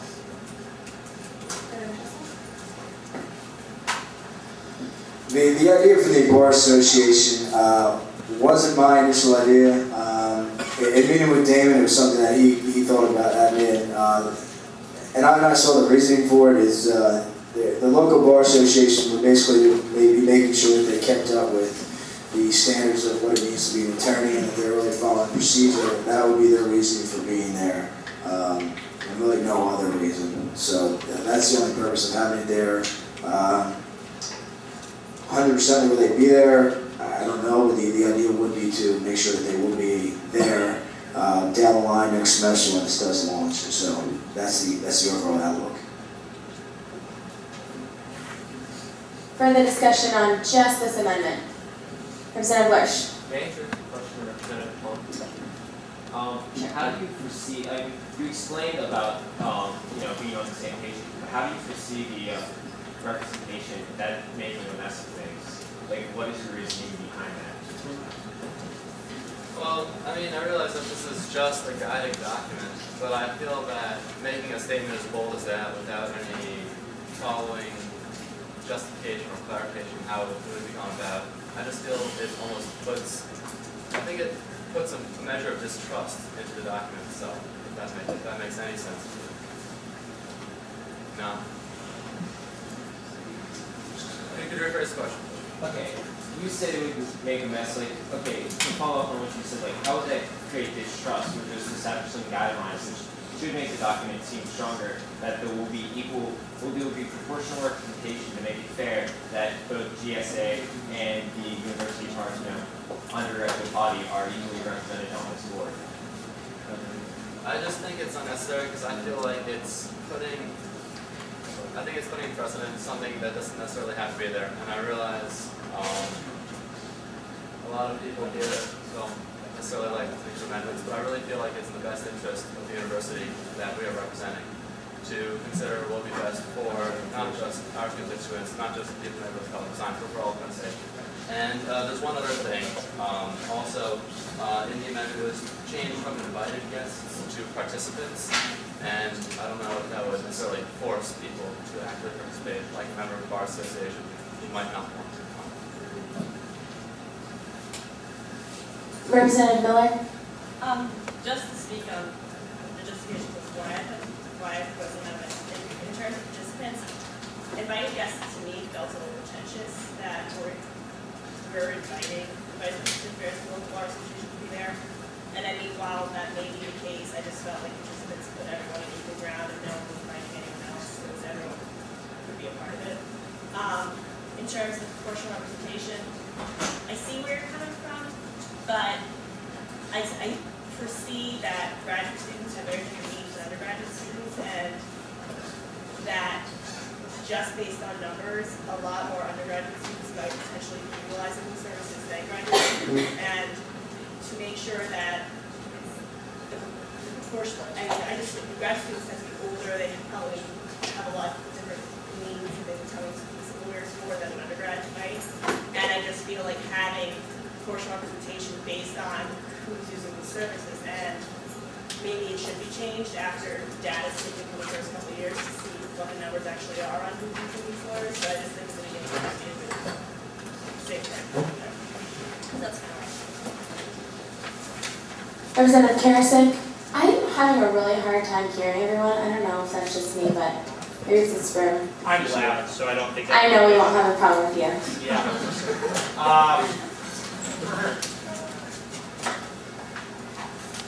Bottom line is, I believe that this is an important amendment. So I agree with Sam or Representative Miller.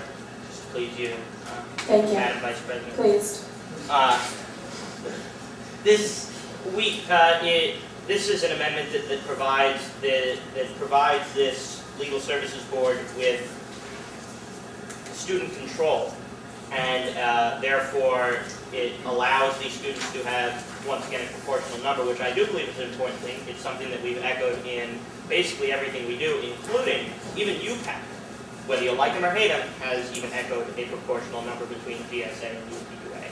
And so it works in that respect. In addition, it works to give the students a larger say in this, because this is a service for students, not a service for administrators. And so therefore, I think that this is an important amendment, and I hope that we all can move forward from that. And I don't think you're using UPAC as the model. I would never presume I didn't think so. to do as such. Mr. Cavello. I'm new candidate. Why didn't you say that? Okay. Any objections to ending debate on this amendment? Would you like the amendment read one more time before voting on it? Okay, Please. Secretary. Okay. The Legal Services Board should be made up by the following invited participants: the Vice President of Student Affairs, the Dean of the Dickinson School of Law, a representative from the local bar association, and the GSA and UPUA will both have proportional representation based on their respective constituencies. Representative Miller? The amendment should have invited and mentioned. Oh, so you just want participants? Yes. Invited. Following Okay. participants on line 31. Okay, everyone clear?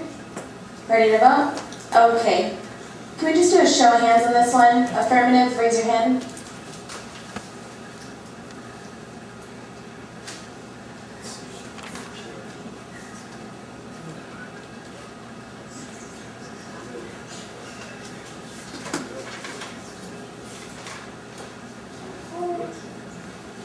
Opposed?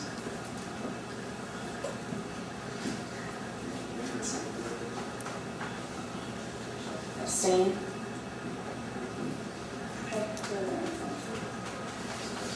Okay, the amendment passes 24-2. Moving on to further debate on resolution 12.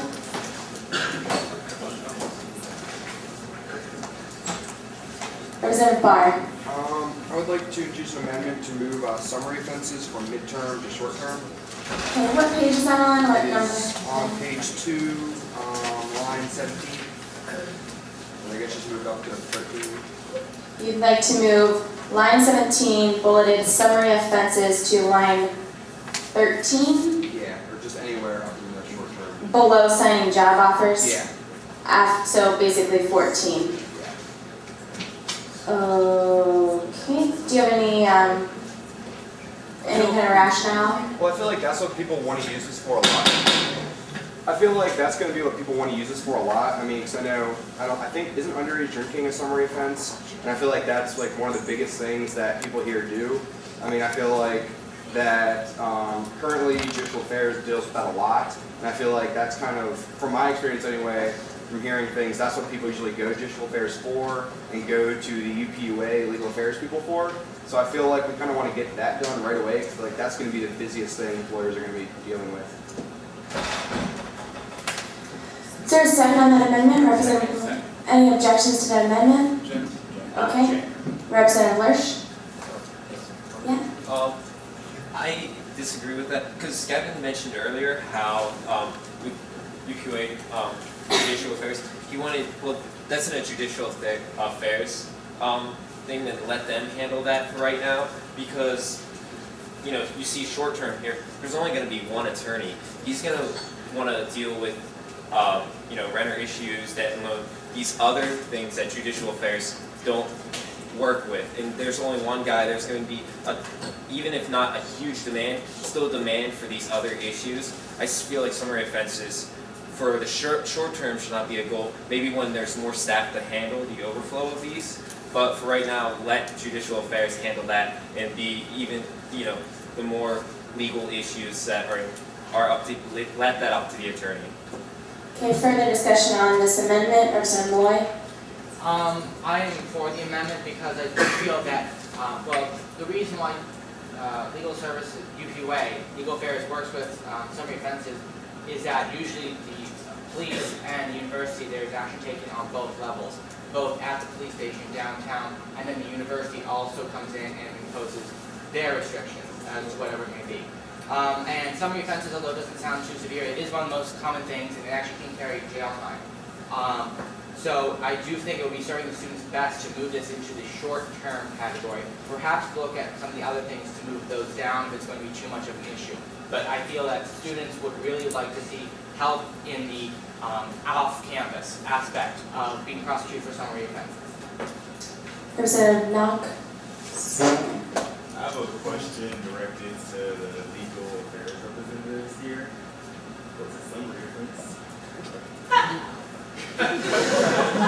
Who's safe or Matt, would you like to speak on that issue? Just kidding. Miata? Alright, can I speak? Yeah. A summary offense is your basic to most basic rules. Like there's like summary, misdemeanor, felony, and summary is like the most, say, not non-threatening, but it's the most basic level. And then there's other misdemeanors and then felony, which is the bigger crime. Thank you. Further discussion. Representative Lucas? I would oppose this amendment on the grounds that summary offenses are so rampant on this campus, especially underage drinking. I think that is one of the legal concerns that is addressed on this campus through APQA, legal affairs, and other entities. I think in the short term, we need to focus on building a framework that can handle student need for legal services. And by adding summary offenses, which is going to bring an influx of casework to one lawyer, I think would overburden that lawyer. For instance, like if we're going to go for tenant-landlord mediation center, that's going to take quite a bit of time to put in place, get the right connection, for the attorney to be effective in that role. Lease agreements, property rights, a lot of these things like students do not have an adequate voice on. Renters are being screwed out of their leases. These are things that need a certain framework that we generally lack right now. Those issues I feel need the attention of that one lawyer we have. In the long term, obviously we need somewhere that we can go for underage drinking offenses and other summary offenses. But I think that is something in the long term we can look at. When we get interns in place, when we have other lawyers on staff, they can come up with a better way of delegating those things to legal affairs, the attorneys, and other places. But I think in the short term, we need to look at certain legal services that students have absolutely no access to. Further discussion on this amendment. Representative Smith? I agree that summary offenses are possibly one of the most popular offenses on campus. But I feel like with any new project, you have to take small steps and small strides, and you don't want this to crumble before it gets out on its feet. So I think it's important to take a step-by-step approach to this and start small and then work up, and not, as Representative is putting out, not overburden the one lawyer that we'll be starting out with, just taking strides and then eventually. Further discussion on this amendment. Mr. Gravello? Excuse me. I know this is kind of out of hand right now, but I just got some very important news. As the liberal arts president, I just want to point this out. The lieutenant governor has died. Can we come to order, please? That is Make a motion. I have a motion to come to order, please. Okay. Say what you will. I just wanted to point that out. Lieutenant governor has died. Okay, go ahead. Sit down. All right. Further discussion on this amendment. Mr. Gravello? Just kind of recapping what you said. I think the summary offense point brings up a lot of debate in and of itself whether we should be spending money or not. I think it was a compromise to put in the mid to long range reasons. Just because this particular offense might be most utilized by undergraduates, I know in my constituents, and I'll speak as the engineering representative, a lot of students have like this idea, have come to me and told me, well, are they just going to get bought? Am I, as a student who's going through good grades and so forth, and doesn't get into a lot of other activity, am I going to be able to use this service since I'm paying into it for what they deem as more legitimate concerns, as in tenant landlord, lease agreements, signing job offers, things of that nature. And so there is a perception that while there might be a large section of the student body, by large, a small percentage, student body that might use this service, and it might be the most out of all the other ones used, whether it should be legitimately funded to begin with, let alone whether it should be put on the top priority list of a starting organization. And with that said, I don't want to get into the issue of necessarily taking it off the table, but as something that brings up for short term, at the very least, I think there is a perception, a lot of students, and I myself have concerns about spending student activity fee money to pay for other students' irresponsibilities potentially. Whether that charge, even though they're innocent until proven guilty and all that, whether that charge should even be put in line in comparison to other more productive things. And that's the sentiment I feel from my constituency. So I think, if anything, a compromise is keeping the midterm, and then we shouldn't be moving into short term, or mid to long term as opposed to short to midterm. Representative Barr? Well, with summary offenses, I mean, it's not just underage drinking. I mean, there's a lot of other summary offenses that happen. But just for me, I feel like that's the biggest thing it's going to be used for. And I feel like if we start this up and don't have that, I mean, that's what people are probably going to be calling about. And they're probably going to get kind of upset when they find out. I mean, people seem to get upset now when they find out that judicial affairs doesn't handle right now, like downtown. It seems like every time they answer the phone in the office, it's wait till you charge downtown, and then judicial affairs will contact you later. So there's really a need for that. I mean, it seems for me, from just being in the office, it seems like that's what most people contact about, and that's what most people need. So I feel like we really need to just jump on top of it and get it out of the way quickly. Representative Bush? This question is directed to Representative Barr. How would you expect, one attorney to handle all these summary offenses? And, in a realistic sense, this attorney to handle, summary offenses is going to have to use a tier system. So what if you would, have summary offenses move to the short term? Which specific summary offenses would be, of higher concern, and which ones would, the lawyer have to look at and discard? Well, I mean, I don't see them going to court for everything. I mean, I see a lot of them basically explaining to people what's going on with it. So, I mean, it seems like if it's going to be underage drinking, a lot of it's going to be, going in there, explaining the process, explaining what's going to happen in court. I mean, they're definitely not going to have to go to court for everyone that gets caught drinking. I mean, it's just going to be explaining to them and making them feel more comfortable with the experience and let them go into it and give them, and then so the students can then with their parents, basically what's going to happen, is this going to go on my record, how's it going to affect me in the job hunt, how's it going to affect me for the rest of my life, I guess. So I don't see it taking up, days worth of their time. Further discussion on this amendment. Representative Malloy? Yeah, I'd like to yield to the floor to the UPUA legal affairs people. Sorry guys, just if you could, they might clarify things. How do you guys deal with some of your offenses right now? Do you deal with downtown? Either one of you can speak. All right, to answer what you said, we do get mostly summary offenses, mostly overwhelmingly majority is underage. So and when you hear people in the office reading off, you give a call, it's pretty much a parent saying you got underage. I don't think as far as, I think there's need for legal advisor, I think about it, but as far as for small summary offenses, I think we got it, you know what I mean? It's under control. A lot of people report back also when they say they just literally did it by themselves. And it's just you know what I mean? Using this legal advisor for something so small would be really, really useful because of the feedback that we've gotten from all these little summary offenses, aka little underage and marijuana cases. They don't even some of them even call lawyers. I feel like you should really focus leave the little stuff up to us now and focus getting your legal advisor for the bigger stuff. Because we do give people a lot huge things that you're right, you have to refer them to either a lawyer that we know the number for, or we just said we just can't help them and that really sucks. Do you have anything to add? Yeah.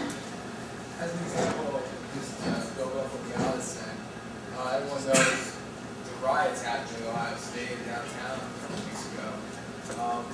In terms of the issues that the students are going to face with boards downtown, there's nothing we can do. We can't handle anything dealing with a felony. So at State College, there's a couple students from Penn State here who have misdemeanors against them. Only one of the students is being charged with riot. The rest of them are being charged with misdemeanors. But there's nothing that we can do about that until it's forward to JA. And then JA will have their whole completely different process to go through and we'll have to handle the students. Further discussion on this amendment. Representative Barr? Well, I mean, at the same time, this thing's not going to do anything. This board, I mean, this idea is not going to do anything to them either. So, I mean, if summary offense is as high as we're going, I mean, if you get charged with riots, you're not going to be able to get help from this lawyer either. Representative Plum? Motion to end debate. Second. Any objections to ending debate on this amendment? Okay, by hand, affirmative on this amendment. Everyone's clear on what it is? Just moving summary offenses up to under short-term to mid-term instead of it being mid-term to long-term on page 2. Okay, affirmative, hand up.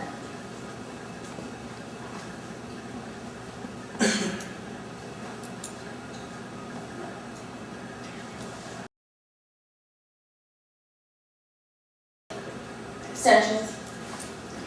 1, 2. Okay, the amendment fails. 11:15 2. Representative Miller. This is another question for the QA legal affairs. Do you think we're doing a disservice then to the short term and midterm by not having this clear felony explicit state there? Or not what? Not having, like, in the subject matter cases on page 2 under short term to midterm? I'm just curious what your thoughts would be on adding this misdemeanor to felony to there. Are we doing a disservice? I think you are doing a disservice only because it would be a legitimate business practice. Like literally, it's not. There's so many people that come up with like bigger problems that it would be such a help to them for the big like this new technology. We have a lot of that stuff in there that we can't. Gavin. The overarching goal of this is not to deal with every situation that a student might come in contact with. Yes, there are situations which require, whether it might be a felony or something of serious degree. I would recommend that they get their own full-time attorney and they pay for it on something like that. This is really to focus on something that students see a lot. And I do see the argument as far as summary offenses, but to get into more misdemeanors and felonies, that is something that I think you need to buy your own lawyer for and pay the full legal fees yourself. And as summary offenses, I do think that we will eventually get to that. But as far as starting off the right way, the one thing to keep in mind too is that this is an educational experience for Dickinson School of Law students as well. While it's first engaged towards better for your students, that's also part of the equation, and that's why the priority has been given to those issues. Thank you for those wise words. Ralph, Mr. Gravello would like me to remind everyone that we are still in debate on the entire resolution. Representative Lombard. Now that you've mentioned that, Gavin, I was just wondering, looking at, I think it's long-term.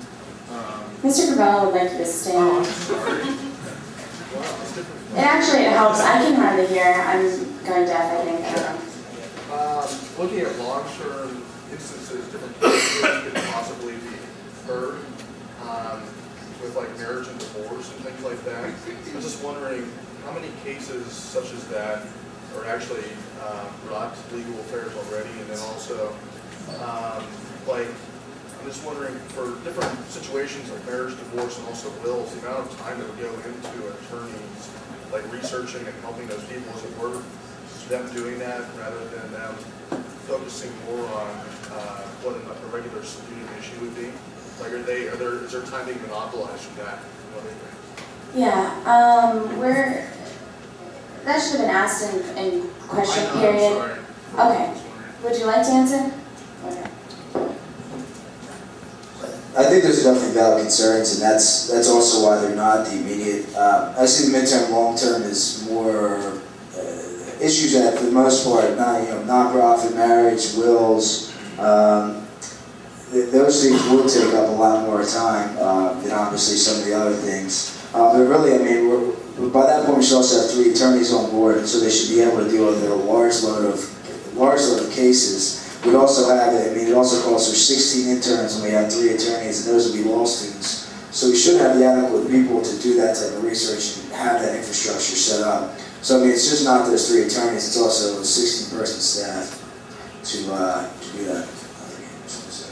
Right. Did you have a follow-up question, by the way? Representative Harrison? So after a lot of discussions on this, and I also am part of the University Hearing Board at JA, I'd like to try to clear something up. The UPUA Legal Affairs can only deal with JA cases. The only thing that comes before JA are violations of the Student Code of Conduct. They have nothing to do with criminal or civil law outside of the university's realm. So that is the only thing that Legal Affairs has to do with. This legal services department is being created to deal with those civil and criminal cases off campus. They cannot be used in a judicial affairs setting. So they are 2 completely different services. And that is the difference there, and that's where I think we're getting a little bit of confusion. But I do have a question for you, Gavin. Is this list on page 2 exhaustive, meaning that that is the only thing they can cover? And if not, where does it say that? Because otherwise I will make an amendment to change that. As for now, it's basically the guiding principles. This is, I mean, one thing to keep in mind is basically, I mean, amendment might be best if you feel that's necessary, but the way I see this is from looking at other universities, from conversations with Vice President Sims, with the Dean of Law School, what they saw fit, what other universities dealt with, and also kind of the needs of this campus, and talking about this with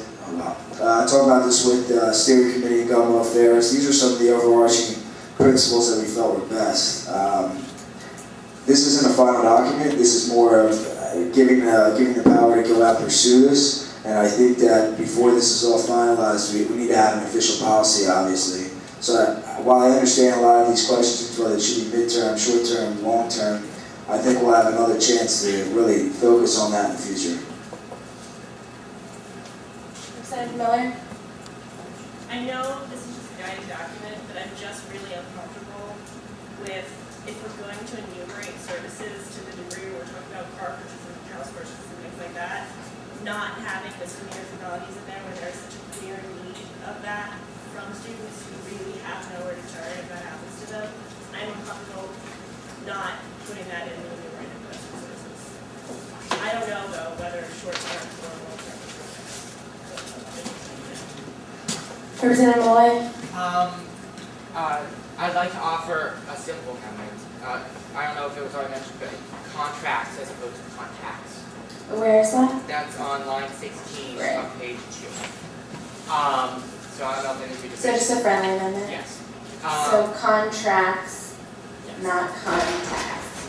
And then, I don't know if the assembly is maybe being confused between the short and long term, if they would like to establish a short, medium, and long term, because a lot of these things seem to be a medium aspect.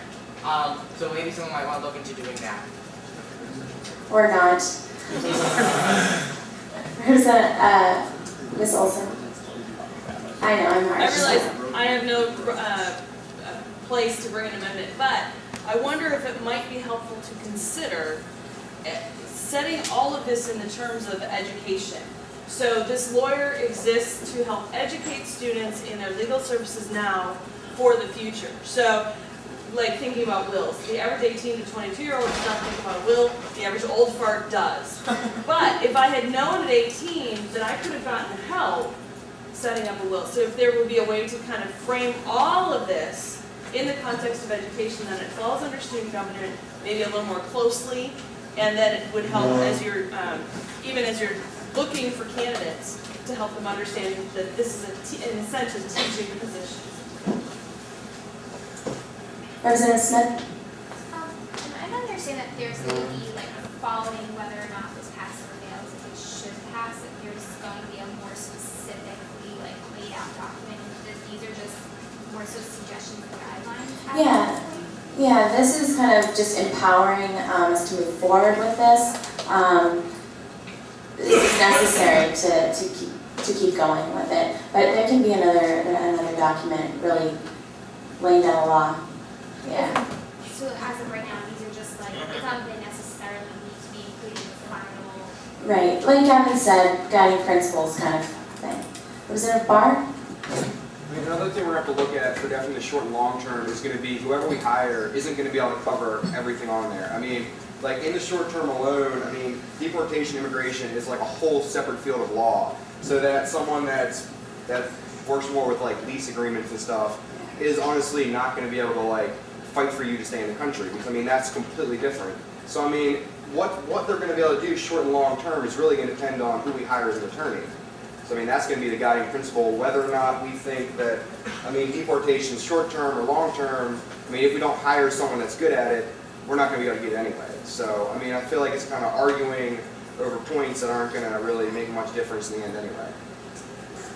Representative Lush? This has nothing to do with him. Gavin, did you have something you wanted to say to follow up on first? Okay, this is just one quick thing I wanted to say. By passing this, administration is going to look at this, these guiding principles. I'll say one thing, you're talking about misdemeanors and felonies.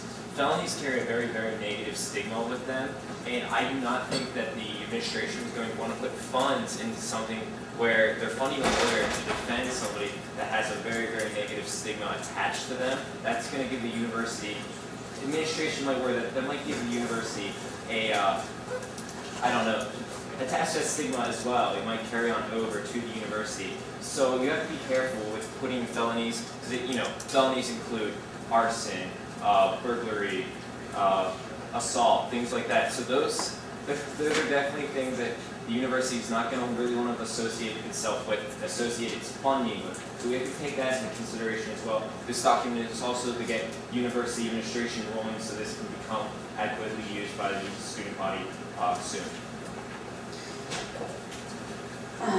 Yeah, just, I'm not going to enter in debate, but just as a little reiteration of what was already said in the introduction, these lists that are right here on page 2, and this whole document has been talked about for months and months and months. Just as a little background, Demon Sims really was paramount in making the Indiana one work so well. So I would like the debate to kind of not be so specific, not worry about the specifics in defining short-term, midterm, long-term. Because as you can see, midterm overlaps into both of those. So, just as a wise word. Mr. Cairns. The short-term to midterm, I understand what you're saying. Just going back to what was the point? Deportation, immigration. Again, keep in mind that you say short-term to midterm. So basically, and it's defined as short-term is basically this academic year, midterm would be the second academic year, and long-term would be the third academic year. And if you can see throughout the document, these are not in any particular order. These are basically how I see these fitting in based on how I see other models. Models with one lawyer, models with 2 lawyers, models with 5 lawyers. One thing that may ease concerns of everyone is if you wanted to add some other suggestions, include, or something like that, if somebody wanted to make an amendment. But as far as misdemeanors and felonies, you're not going to find that at almost any legal service system. It's just not dealt with at the university level. And nor do I think it should be. I don't think we should be. Misdemeanors and felonies, there's some misdemeanors which are small, marijuana possession, something like that. But it could also get into, murder's a felony. What is it? It just kind of, we're going to get into felonies with legal services at a university. I just don't see it happening. Representative Lucas. I'd just like to say that, in general, if we can get this established, it would be a huge expansion of rights that students have. Often students don't feel like they have the money to hire an attorney. They don't have the ability to defend themselves in court or against JA or whatever through legal Affairs has helped with this endeavor, but I think a lot of these protections, even if we get half of them for students, including tenant-landlord mediation, property rights, debt and loan coverage, bias discrimination, sexual assault rape, like these are things people deal with every single week on this campus, and so many students don't go to court or don't address it or don't feel empowered to. One thing that's not in this document that could be, if this is implemented, is like outreach and legal educations, for in layman's terms, like what students can know about their rights as renters, as a functioning citizen. So I think this has great potential to expand the rights of students. Representative Szymanski? Motion and debate. Is there a second? Any objections to any debate on? Is that an objection, Representative Karasik? Object. Okay, rationale? Yes. I'm going to have a quick amendment. I'm going to have a very quick, it might even be considered a friendly amendment. Just give me 1 minute to confer with my colleague here. Give me 10 seconds, thank you. Okay. Okay, you ready? Yeah, I'd like to add on line 3 of page 2, just add the word, and you can consider this a friendly one or not, add the line proposed subject matter of cases in front of subject, or possible, let's do possible subject matter of cases, so as not to limit this body at this stage, the very first stage of the game. Okay, is there a second? I'm not going to take that as a friendly, so. Okay. Any objections to that amendment? Okay. Proposed instead of possible. Yeah. I agree, that's fine. Proposed instead of possible. I withdraw the previous amendment and enter an amendment of proposed. Okay, any objections to on line 3 of page 2, possible in front of subject matter of cases? Any objections to that? Oh, okay. Any objections to any debate on policy 12? Resolution 12? Okay. Secretary. Alright. Mike Aldinger, Yes. William Barr, Yes. Jim Byrne, Yes. Ralph Cavello, Yes. Hillary Gupta, Mark Cannon, Yes. Hubert Hines, Andrew Karasik, Yes. John King, Yes. Daniel Lurch, Yes. Sam Lomer, Yes. Benjamin Lombard, Yes. Stephen Lucas, Yes. Nick Mance, Yes. Samantha Miller, Yes. Christopher Knopf, Yes. Greg Plum, Yes. Bryant Poland, Holly Potter, Yes. Christian Ragland, Yes. Carolyn Severi, Yes. Philip Slaughter, Yes. Richard Tremansky, Yes. Colleen Smith, Matthew Smith, Yes. Michael Smith, Yes. Michael Wallace, Point of order, point of order. I have to recognize Sean Malloy to allow him to Oh, I'm vote. sorry. That's all right. Sean Malloy, Yes.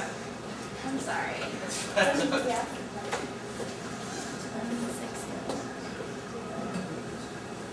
Passes 2601. Moving on to, what are we doing now? Moving on to, we have resolution 13. It has to be brought to the floor by 2/3. Representative Karasik.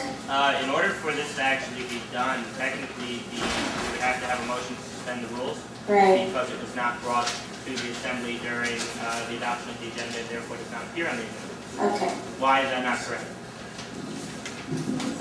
That's my understanding. That is not correct. A piece of legislation we brought to the floor as a normal, it's a motion to bring something to the floor. So it's a main motion. You can have any main motion in new business if it's not on the agenda. The agenda just means you have, the assembly has to address it. Okay. So really, someone could write legislation during the meeting and present it during. It's really up to the point of new business. Once we move out of new business, however, you're absolutely right. We cannot enter new business again unless there's a motion to do such. Thank you, Al.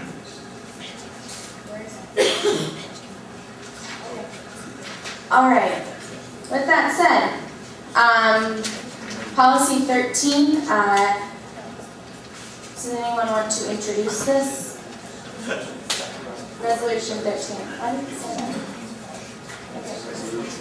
Okay. Resolution 13. Ooh. Resolution 13. I basically went over it in the beginning. We need money to effectively launch the marketing campaign for the online book swap.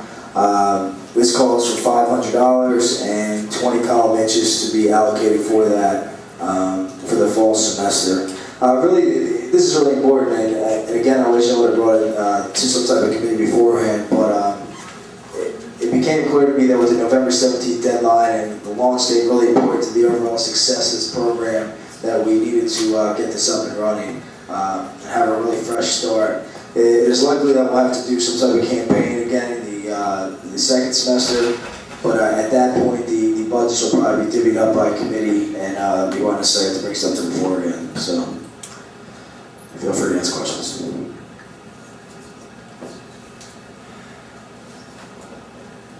Questions?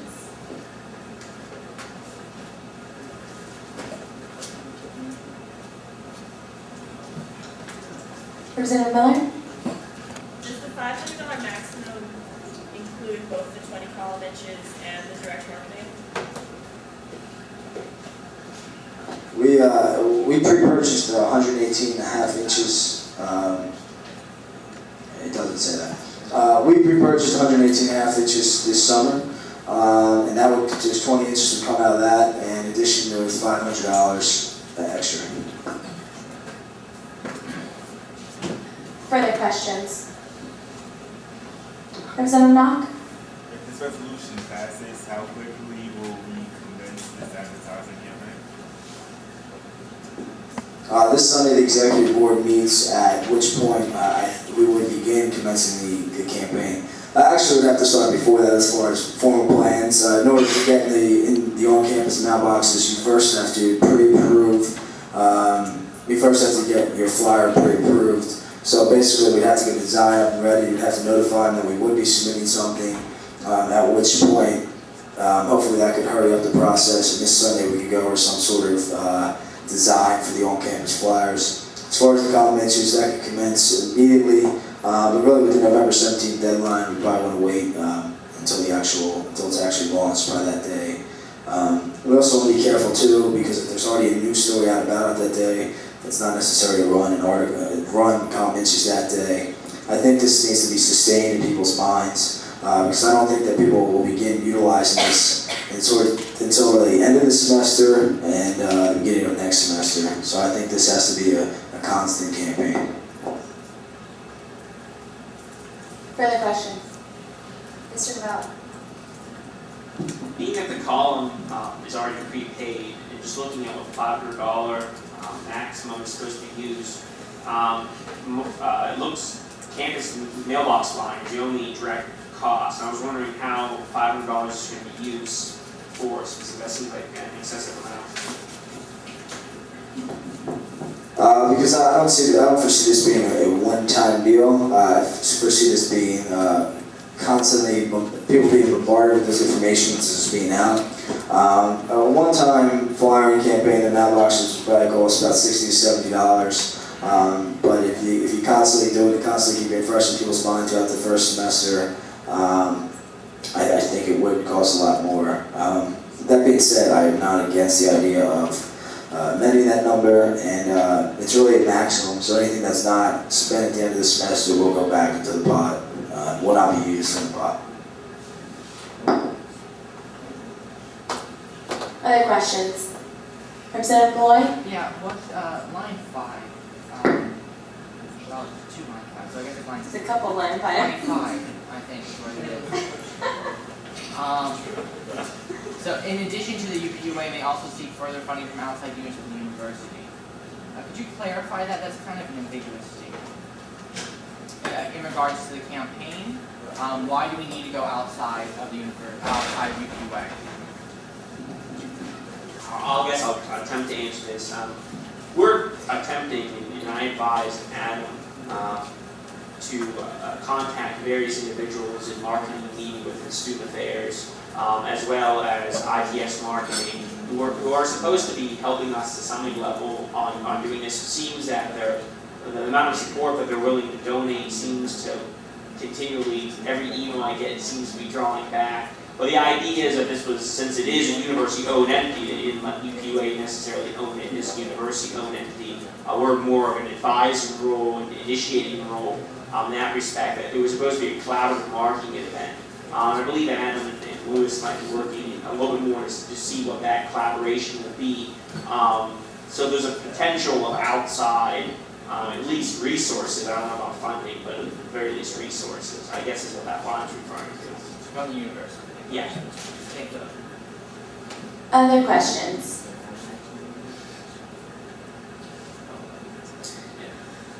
Okay, we have to vote on 2/3 to bring this to the floor. Show of hands. Affirmative. Okay, all opposed? All right. Abstentions? Alrighty. Discussion on Resolution 13. Mr. Carvello. I move that we amend whatever line it would be in the Code of Procedure section, the $500 maximum to $300. Second. Any objections? The amendment was under Code/Procedure. The first bullet where it says 500 maximum, Mr. Carvello would like to amend that to say $300 maximum? Question Yes, for Gavin. this is discussion. And it is regarding the amendment. May I ask Gavin a question? Okay. Okay. Will this negatively affect, in your opinion, will this negatively affect what you're trying to do here? The number 500, it may be a little high, but that's also why I put maximum. I think we should really give free rein to the marketing and media department to do what they feel is necessary. We did just get $36,800, and the point of that was to kind of avoid debates such as $200 over candy type of debates. And now we're cutting funds from a really worthwhile project that we spent years working on. We're talking about cutting from $500 to $300. And I don't see the need why. I think that we have really good department heads, and we can leave it up to their discretion whether they need to spend it or not. Yeah, as a former media director, you can never have too much fun to promote UPUA. It does say $500 maximum. This is a wonderful program that has been in the works for a very long time. We have the stopgap funding we just received. I'm not saying go out and splurge $500, but I trust that the directors will responsibly use the $500 to promote the book spot. So I stand opposed to this amendment. Further discussion on this amendment. Mr. Carvello? Well, I'll give an introduction since I didn't, and why the amount needs to be reduced. $500, I'm sure, would adequately advertise this. I don't think that money is going to be spent realistically, and I think that just a good manner should be reduced to some extent, and some constraints, realistic constraints. I mean, the only thing listed in this document, maybe there are other wonderful ways to advertise this in our list, but purely on what is listed, the money is going to be spent for, which I think we have to consider since this is a piece of legislation. Campus mailing and flyering, having done so myself, you can easily campus mail for under $50. So even if you do that once or twice in a year, that still leaves ample money, $150, not to mention the collegiate, which would be the most expensive avenue, which is already kind of taken care of. So $150, you can really do a lot more, and I can't envision other than flyering, what other alternatives. And this is because maybe I'm not marketing, but also there's really nothing listed here. So I just don't want $500 to be spent on flyers, because I don't necessarily think that's a good investment. People will become aware of this by word of mouth. I think a lot, collegiate articles, and I think doing campus flyering and mailing is sufficient. You don't need $500 for that. Just as clarification, it also says table handouts throughout the fall semester. That can be in a number of things. Media and business, they can get really creative. So, Mr. Karras? I do see to some degree your concerns. And really the fault is my own for kind of writing this rather quickly. The purpose was just to kind of throw out some ideas on campus mount, table handouts throughout the fall semester. Really, I'd like to kind of leave it up to them. I also think that maybe off-campus mailings, off-campus efforts are important as well to reach the off-campus student base. So maybe to amend it to kind of leave it more up to discretion, but I kind of find it a little bit hypocritical that this is something that you specifically spend a lot of time on, and now we're going to cut the basis for which we market a major program, probably the most pivotal since we've been here. Just doesn't make any sense, but you know. Representative Wallace. I hate to, break up this battle of the Titans, so to speak.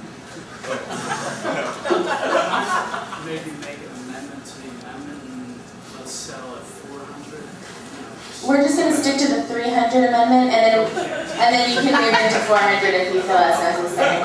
Great. Representative Malloy. The way I read the resolution is that it says to be used in direct marketing, including on-campus mailbox firing and the handouts at the tables. That's, from my interpretation, not limiting it to that. But if people do feel that it is limiting to that, perhaps add, but not excluding other means, something along those lines. Further discussion on this amendment?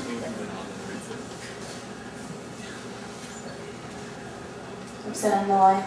I'd like to offer a counter amendment to say $500 maximum to be used in direct marketing, including but not limited to on-campus mailbox flyering and table handouts, and add the word "and," because there should be word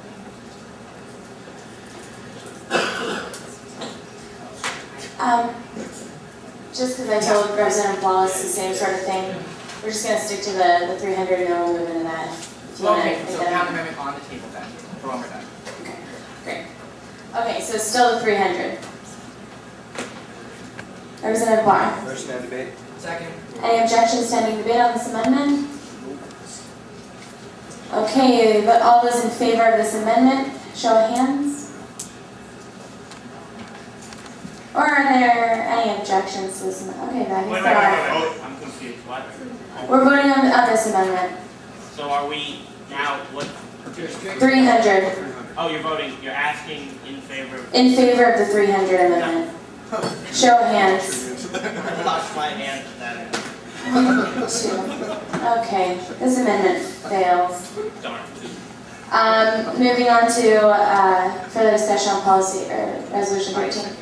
Okay, counter amendment, which was $500 maximum to be used in direct marketing, including but not limited to on-campus mailbox flyering and table handouts throughout the fall semester.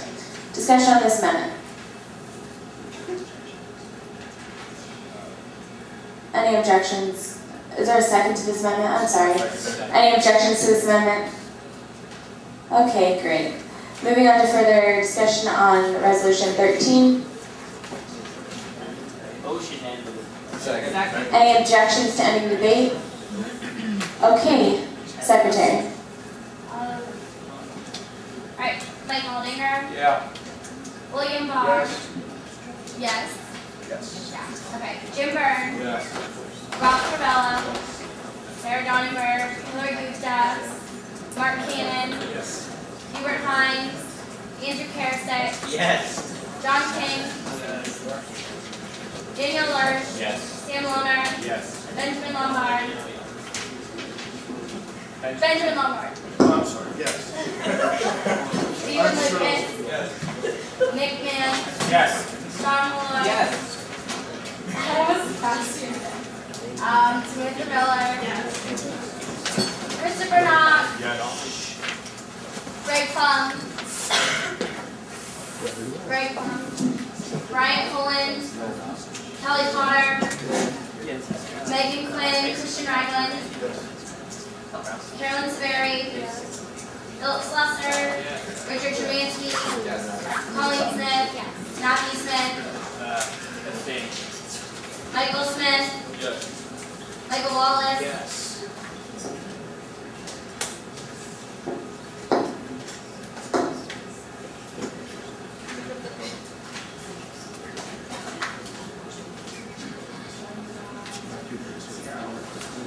This resolution passes 2501. Moving on to policy 7. It does not appear on your agenda. Can we please have an introduction?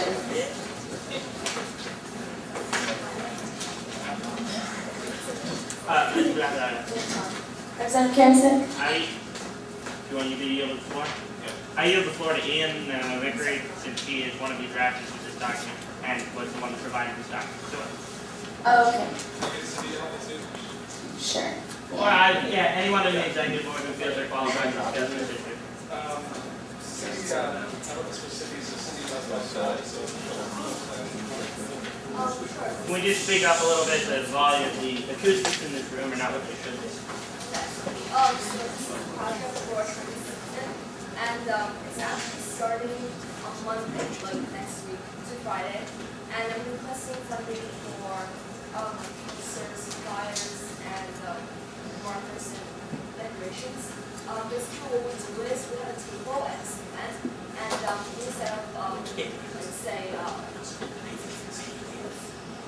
it's called a, we're just gonna have a stand there. And pretty much what we do is advertise the way and say like who we are, see if we want to have submissions for us. So it's a really good way of getting networking and to get to just get to know people. And one correction for the policy is that all proceeds or benefits not going to funds go to Red Cross. Actually, I just found out like last night, so I'm sorry. Let's go to Red Cross. So that's but that's pretty much it.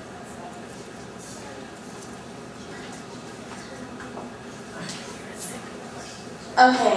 Any questions? Representative Miller? Will we have a table there every day, Nathan? Yes, we will. Did everyone hear her? And Ian? I know, it's hard. Representative Lombard, you got it, yeah. I'm sorry, I couldn't, did you say that it's no longer benefiting? My voice cracked. It's not gone, it's for Red Cross? Yeah, they actually did apply to fund, but it got rejected for some reason that I don't know. But so now they're donating it to Red Cross instead. Okay. And that wasn't that Cindy got rejected, just as clarification. Yeah. Representative Smith? Is the money that's being requested was it already accounted for when the money from Student Affairs was requested, or were you approached after that amount was enumerated?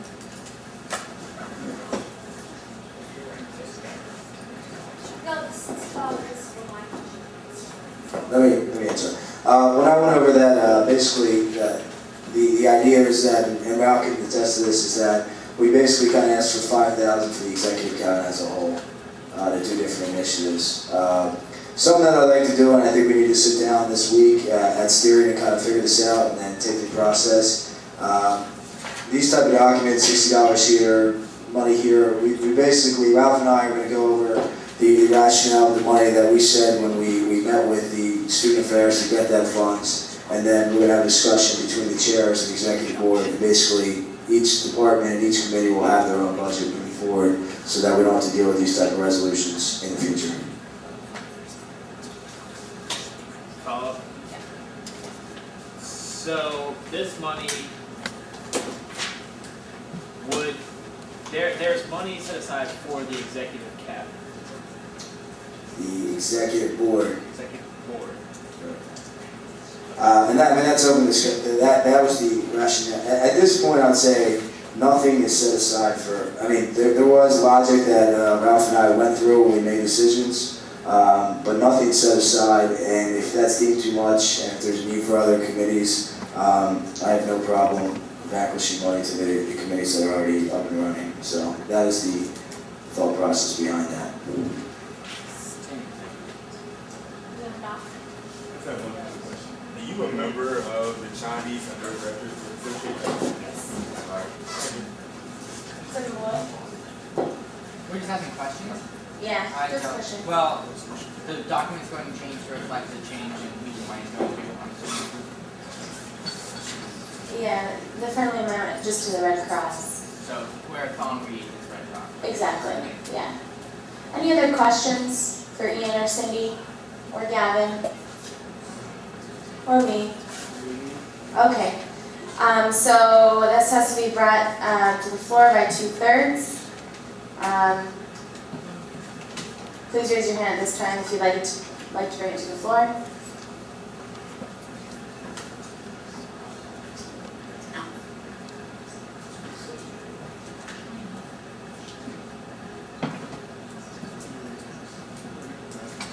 Okay.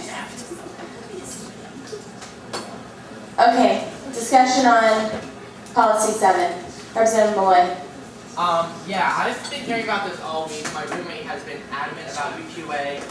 He thinks that, it would be great. He feels that this program would really help benefit the university as a whole to learn about the culture and what's being proposed by our cultural affairs department, as well as the benefits, proceeds go to a good cause. So this would be a good way to UQA to show that the executive departments are indeed working and show a large segment of the Penn State population that we are aware of cultural issues happening on campus and that they are important to the overall student life here on campus. So I urge you to pass this bill. Thank you. Further discussion. Representative Barr. I was gonna end debate.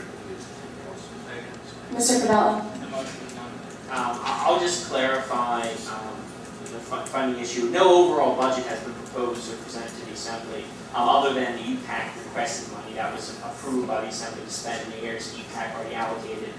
So right now, there's a general idea based on what committees have reported to us, based on the expectations of the different departments and so forth, kind of where the money's going to fall. But all that's being put together in a concrete budget so that we don't have to come every single time to the Assembly for specific events, unless it's sponsoring an event or some other, recognition that UPUA is bestowing. So, to answer really this is Matt's question, no overall budget has really been crafted yet. We're in the process. We have an idea where the money's going based on the feedback from your chairs and the executive department. So I just want to kind of clarify that. Point of information. Yeah. Does the executive board have to come to the assembly in order to get money, or are there other means to get money? Just in general.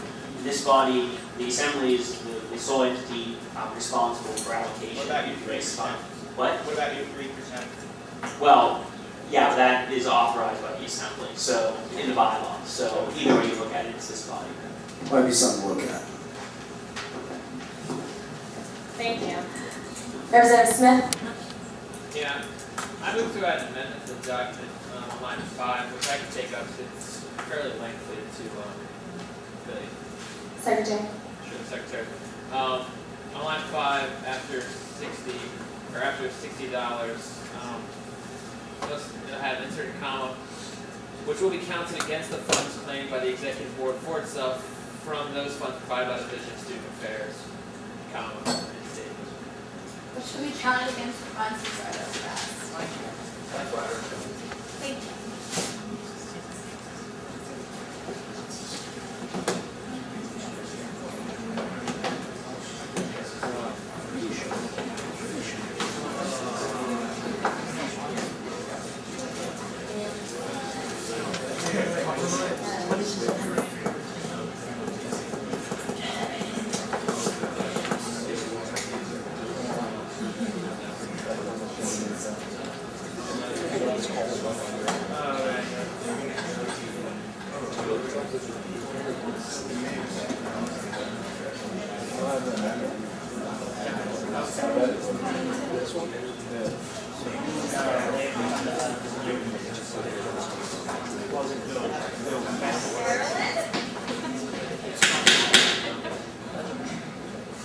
Sorry.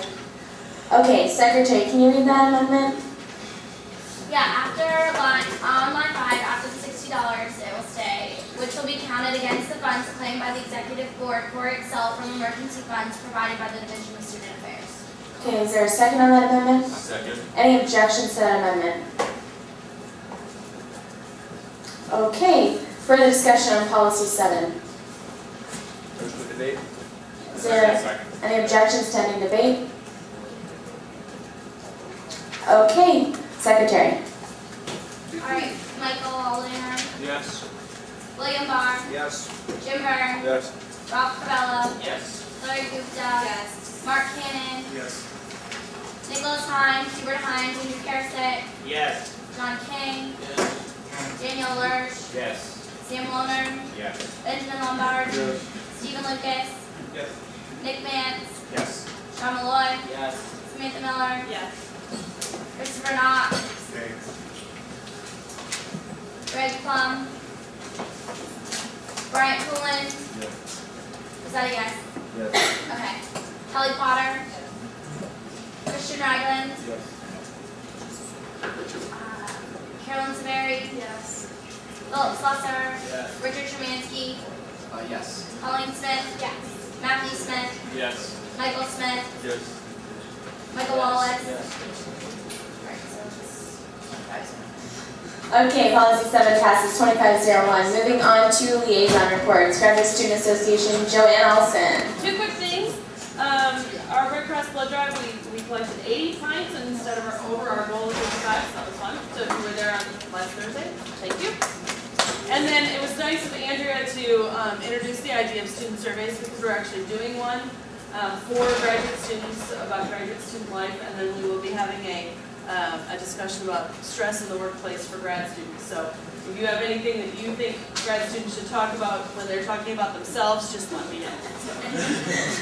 Okay, any questions? Okay, moving on to Andrew Kuntz for ARSH. Mr. Kuntz, are you here? Okay, moving on. Representative Karasik. Since I serve on ARSH and was at the ARSH meeting, I quickly update. Sure, yeah, that'd be great. Very quickly, I do think it's worth mentioning to the Assembly. ARSH, Damon Sims came to talk to ARSH this week. We had a rather lengthy hour and a half discussion. And UPUA was actually the main topic of the discussion, as brought up by ARSH. They had some complaints as to both our desire for 5% funding, as well as our desire for, some complaints regarding these legal services initiative that we'd like to start, and some other stuff. And so I just thought that I'd make the body aware of that. They were also, I just picked up on it a little bit, that they were not too happy about our 5-year plan to absorb them, supposedly. Or, well, our 5-year plan to merge organizations and things like that. Stop shaking your head at me, Ron. But they were taken aback by that 5-year plan, and they wanted to get Damon's opinion on that. You don't have to say anything on that. So that's about it. And I just want to make everybody aware of that. The movie this week is The Dark Knight in Arch. Get there early, because I hear them in text camping out. Will you stand for questions? Oh, absolutely. Any? Representative Mance? Just very curious, what did Damon Sims have to say about 5-year plan and Marsh's complaint about it? Damon was very supportive of UPUA.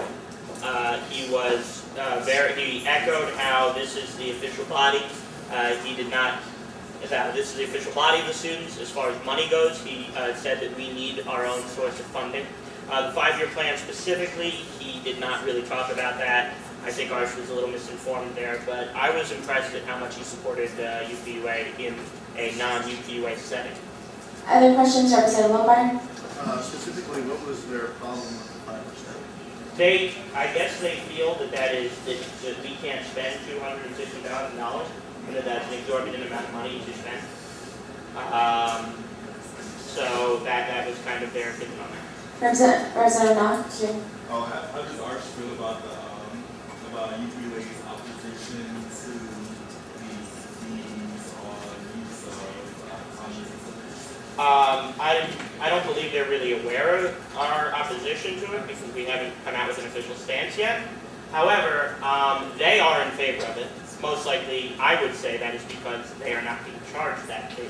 And I actually think that they personally, I'm not speaking on behalf of ours, personally I think they should be charged that fee. I think every organization should be charged the same fees on this campus.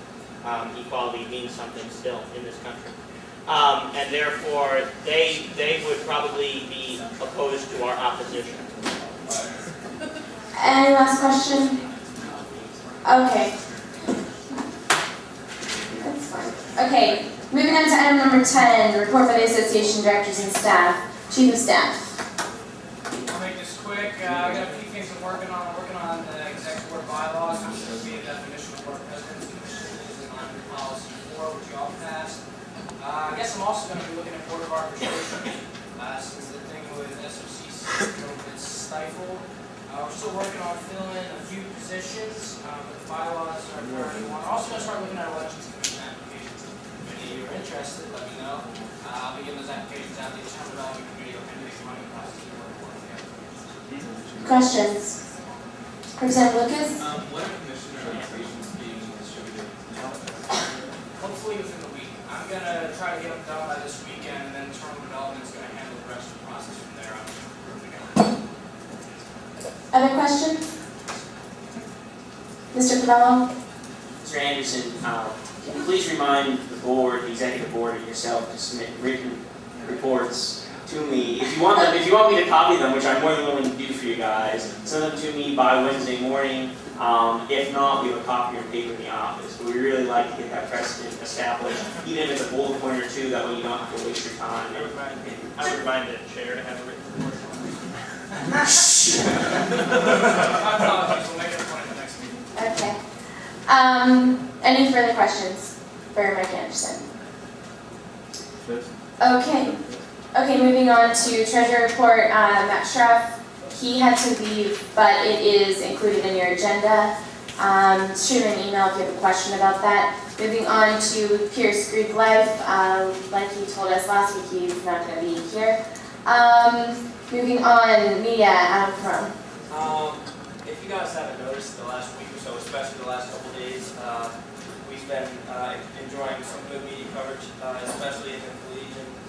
We had front page stories the last couple of days. We've also had editorials that were very supportive of us. So, I mean, it seems that we've been getting a lot of good press, and reasonably so. So this would be a really good time to kind of ride the wave, so to speak. And if there's anything that you have that you want to bring to me, please do so. A lot of you have been doing that. I've spoken extensively with some members of multicultural affairs for the last couple of days on just some preliminary stuff. And additionally, Lou and I are working on the book exchange, just getting started on that, and you can talk more about that during the report if you want to. Questions?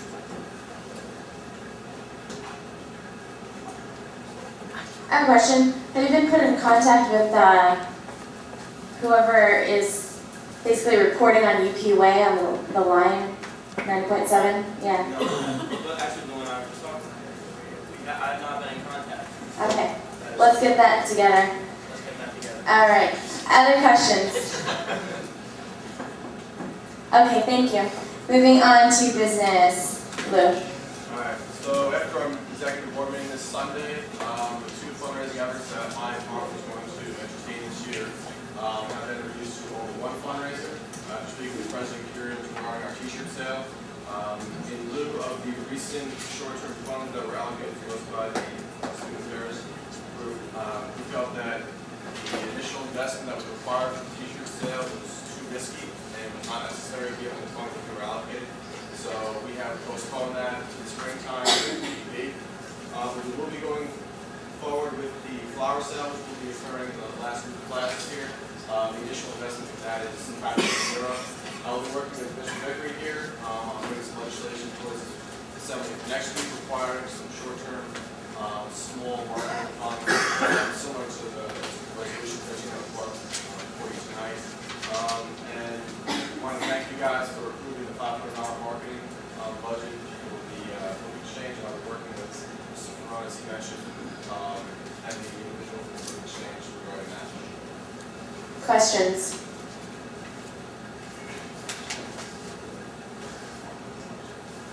I know he loves to speak, so. Okay, thank you. Thanks, Lou. Moving on, Women's Affairs. Ruth.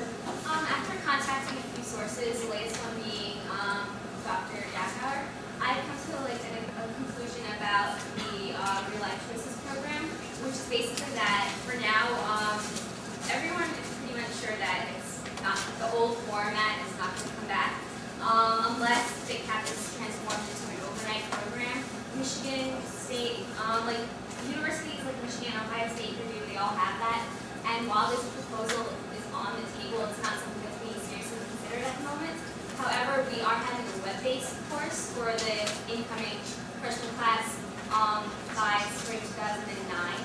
And I was hesitant about it at first, but I found that it addresses a lot of the concerns I was having in terms of providing resources.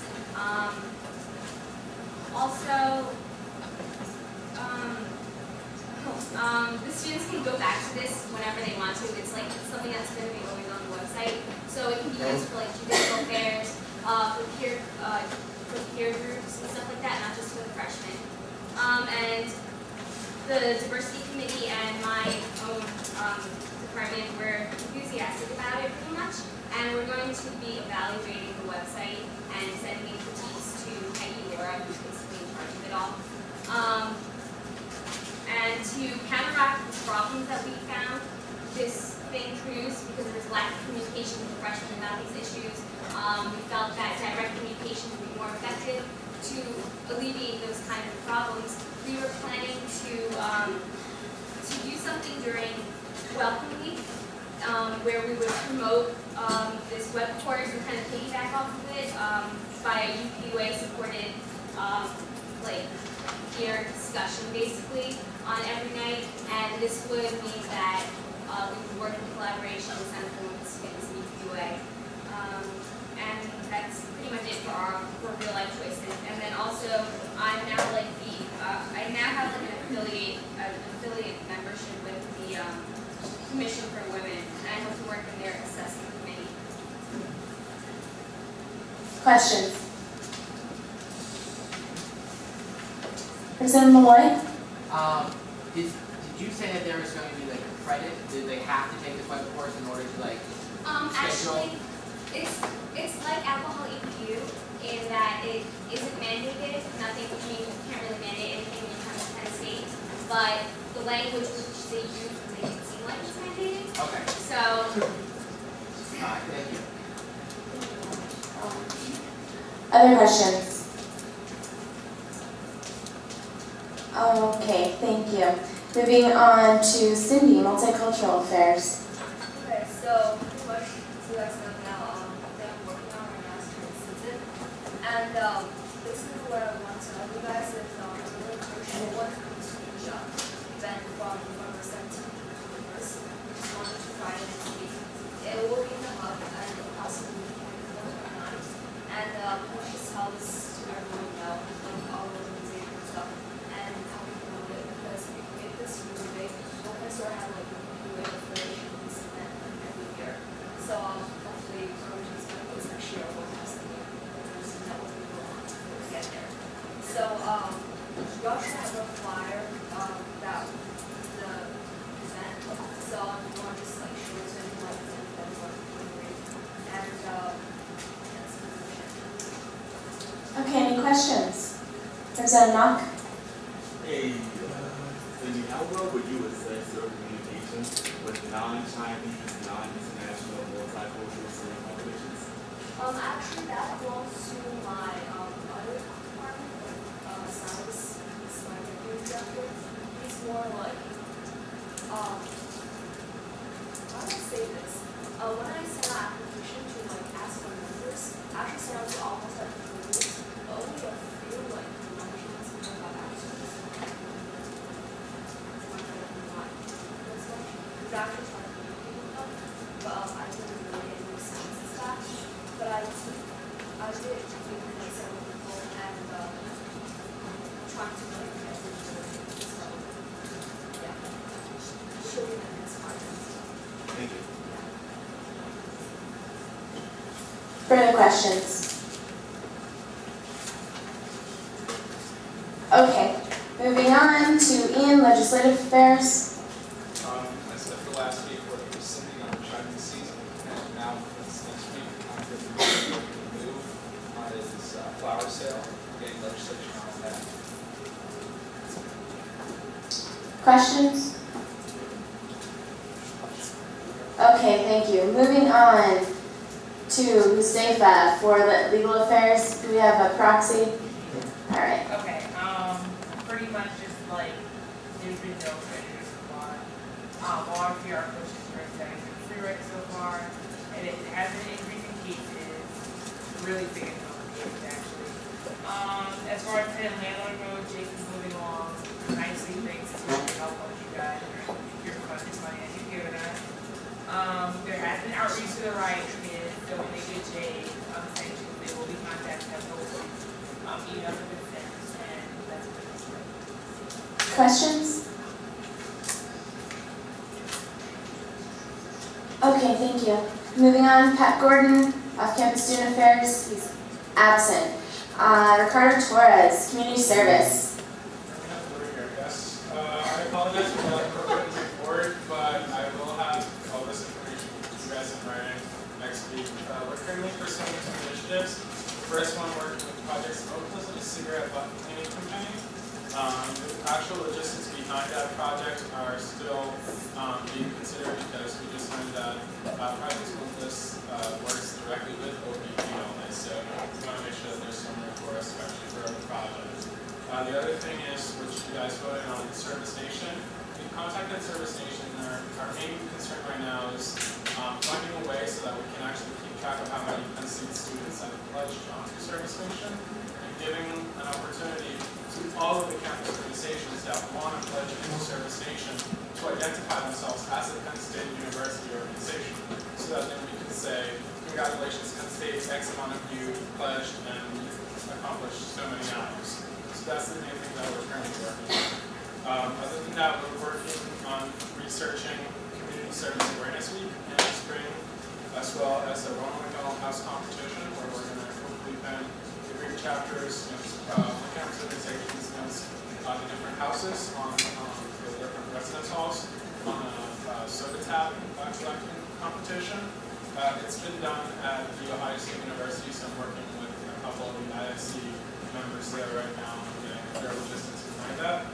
Day 10 Community Service Day and Community Service Professional Development, where we actually teach and educate our students on how they can take all of their community service experience to boost their resumes and get more, so that in the end, it's your Penn State education plus your extracurricular activities that get you that beautiful job.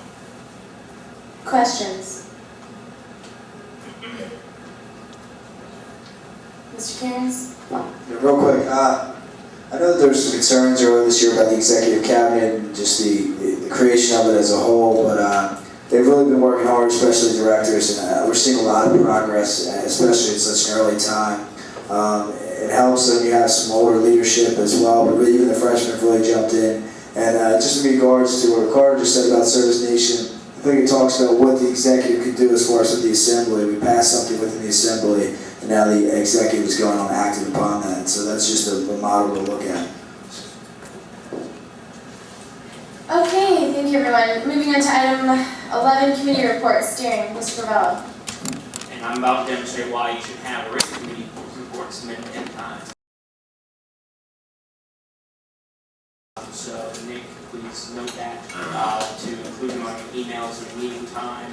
Also, I met with Damon and Andrew this week with Gavin, and you can read the summary of that report on the committee report I'll send out later, but I just wanted to highlight that. Also, I met on Monday with Mary and Barry regarding the Student Organizational Conduct Committee, the meeting went very well.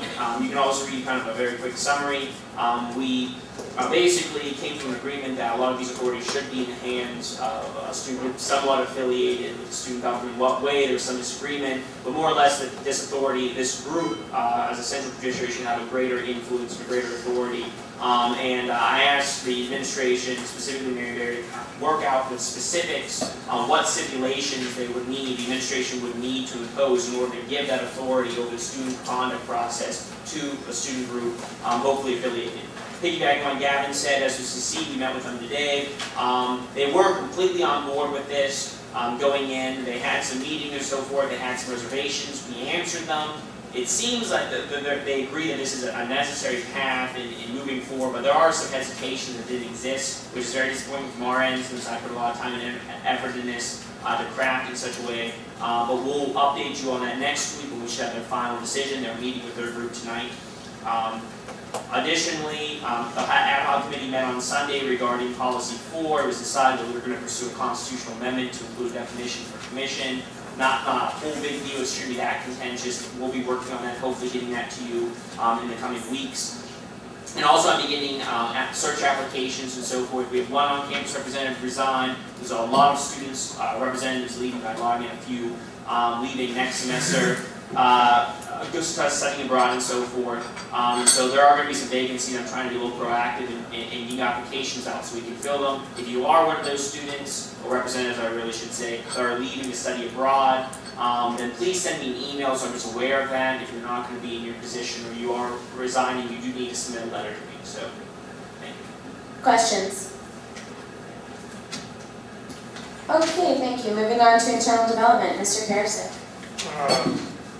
Very quickly, you have my report in front of you. One of the only two I might Excellent work. Yes, thank you. We are begun looking at the wonderful elections code. If anyone has comments on the elections code, please email me. My email is on this page. In addition, if anyone has comments on SAFP, please email me and I will make sure those get to SAFP. We'll email Gavin and Gavin will also make sure those get to SAFP. Thank you. Questions?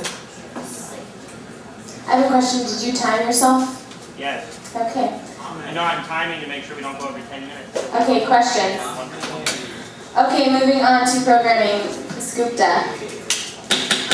My committee has still been working on Lollapalooza, and tonight we're having a social event after at his house. And if you want to know where it is, just, you smoke it will be after us. Questions? And everyone should. Questions? Okay, thank you. Moving on to facilities, Representative Mance. Mr. Mance. Okay. As you can see here, an update is in my the committee report. I had a meeting today with Gail Hurley and Dr. Stan Lotta, so it's just the three of us. The only three things I really want to go into detail about are I will get the correspondence and any documentation from Dr. Lotta about what exactly was passed this supposed fee.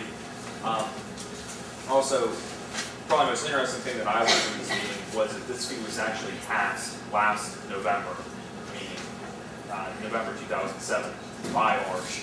So from there, that's how it ended up at the corporate controller's office. And then the most recent vote that they had, the 11-02 vote by Arch, was actually a vote as to when to implement the fee. And that was a vote in the affirmative to implement it in January.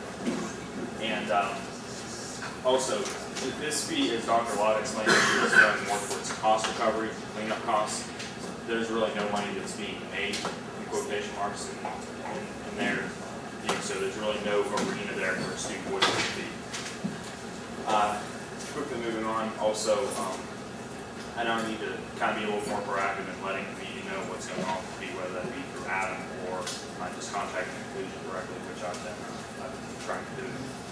Also, trying to make a habit of to kind of discuss what goes on at steering committee meetings to my committee, kind of facilitating that information, kind of these things that I see are important. We started discussing some things that we can work on, kind of Thanksgiving, Christmas, trying to just moving forward, find out some more things for us to do. And I just wanted to note the Hub Robeson Advisory Board meeting, I have that coming up. That's going to be pretty important coming up next November. I think that's Wednesday the 19th. I already saw there before the meeting began as to when and where there's going to be, and I should have a kind of a collaboration of students, so we have a unified student voice as to what we want to do, concerns that we want to express regarding the Hub Robeson project. Now, if I don't mind standing for questions. Just when it comes to talking about the first and second points on my committee report, I just wanted to ask that everyone kind of go easy on me a little bit, so to speak. Questions?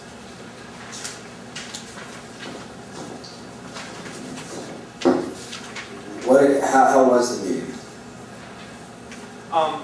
When I first walked away from it, as you can imagine, just the three of us, me, Gail, and Dr. Stambata, I was pretty discouraged. They basically had me verbally kind of backpedaling a lot of the time. It was set up almost where they were asking the majority of the questions to me. I was able to get some answers to some of the stuff, but they were very friendly. They were very nice to me. I can't complain about that. I just, I got a little bit frustrated, as you can imagine. Just a quick, did you find it beneficial or no? Yes. But I still didn't achieve my goal of leaving that meeting with documents. Lana still said, I'll email them to you, I'll get them to you. I mean, obviously, there isn't really much documentation. Does he have a deadline to getting them to you? No. Okay. Representative Malloy. Are there any resolutions going through your committee in regards to the on-campus fee and what UQA's position is? Do you still have an officially taken a position? Yes, I submitted something to steering committee. Not this past Sunday, but the Sunday before. And it was recommitted by me mainly on the basis that it's just asking, pleading with administrators to please give us more information regarding this documentation problems. And it was a recommendation from the steering committee, and I largely agree that it's kind of one of the pass resolutions, in fact, resolutions strictly deal with our position on what we want to know. One last question. Okay, thank you. Moving on, academic affairs, Mr. Smith. Not a lot to change. We didn't have a meeting last week.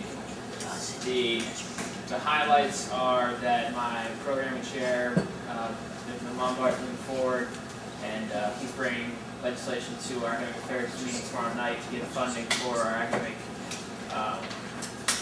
council conference that we host semesterally, and also the finals president will be coming up, and operations reviewing bylaws, because I have the second and final preliminary SACT meeting tomorrow before the first official one in December. That's my report. Questions? Thank you. Governmental affairs, Miller. Everything swings itself on your report. You didn't get one IOLA extra, so otherwise. Questions? Thank you. Diversity in campus life, Mr. Lucas. Since I'm the last thing on the agenda, I'm going to keep it brief. This week we went over 3 different projects. We'd like to have quarterly updates on that. We reviewed Megan Quinn's resolution regarding the student district and state planning, printing, distribution. We revised that and asked her to bring it back next week. Same thing with Chris Knock and Christian Ragland's project proposal regarding the networks event. We discussed and approved their proposal and asked for a revised resolution for the committee next week. That means we have 3 resolutions going to next week's committee meeting. So we're going to have some stuff to get Cindy to look at. Just as a side note, I want to give Cindy and Ruth a shout out. They're doing fantastic work. Ruth especially, I'm really excited about the progress she's made on real choices. That's been a really bureaucratic cover-up by the administration. She's kind of unearthed some good news. So I'll give her a round of applause.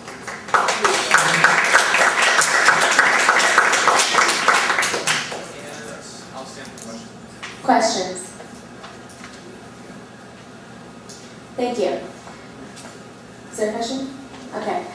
Comments for the good of the order, Representative Lombard. I just wanted to say, when the ID committee first changed the bylaws for the agenda and how the different reports should come, or should go to the chair for being put together, one of the main reasons why we did that is so that we would save paper.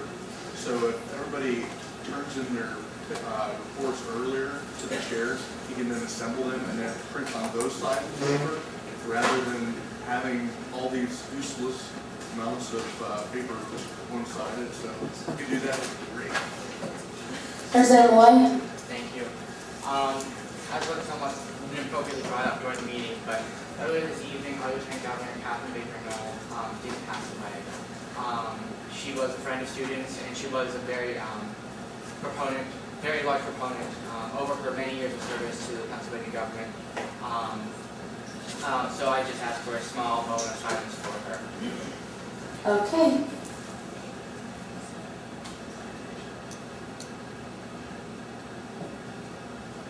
Thank you. Comments? Representative Knock. Dr. Graham Spanier wrote an article on student activism in the Chronicle on higher education. It's a quick read. Everybody should check it out. True that. Representative Byrne. I read it. Representative Byrne. I just want to publicly compliment Big Rich on his new hairstyle. He looks really sexy. I appreciate that. I'm proud of you.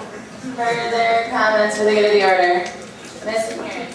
Yeah, this week, as we talked about earlier, the budget's going to be the final budget, so we don't have to deal with these monetary issues every week. Go to your committees with some ideas. Ralph and I have some money in mind, but please come with some ideas. Thanks a lot. Closing roll call. Wallace, you're last too. All right, Michael Ollinger. Here. William Mike Anderson. Here. William Boggs. Here. Jim Byrne. Present. Ruth Canagaraja. Here. Ralph Cavello. Here. Sarah Donnenberg. Adam Burrow. Here. Pat Gordon. Heather Gupta. Here. Mark Cannon. Nicholas Hyde. Hubert Hyde. Andrew Harrison. Still here. Gavin Kieran. John King. Peter Corey. Andrew Coombs. Matthew Lockman. Sean Leonard. Daniel Lurch. Sam Lohner. Benjamin Lombard. Stephen Lucas. Nick Mintz. Here. Sean Malloy. Samantha Miller. Here. Christopher Morrell. Jose Kaman. Here. Christopher Knopf. Ellie Ogelberg. Joanne Olson. Louis Orazio.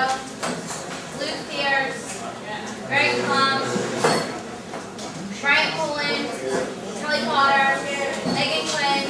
Christian Ragland. Valerie Russell. President. Amy Sanders. Carolyn Severi. Matt Sherrock. Philip Slusser. Richard Tremansky. The meeting is not over, please. Colleen Smith. Here. Matthew Smith. Here. Michael Smith. Here. Ricardo Torres. Ian Vickery. Here.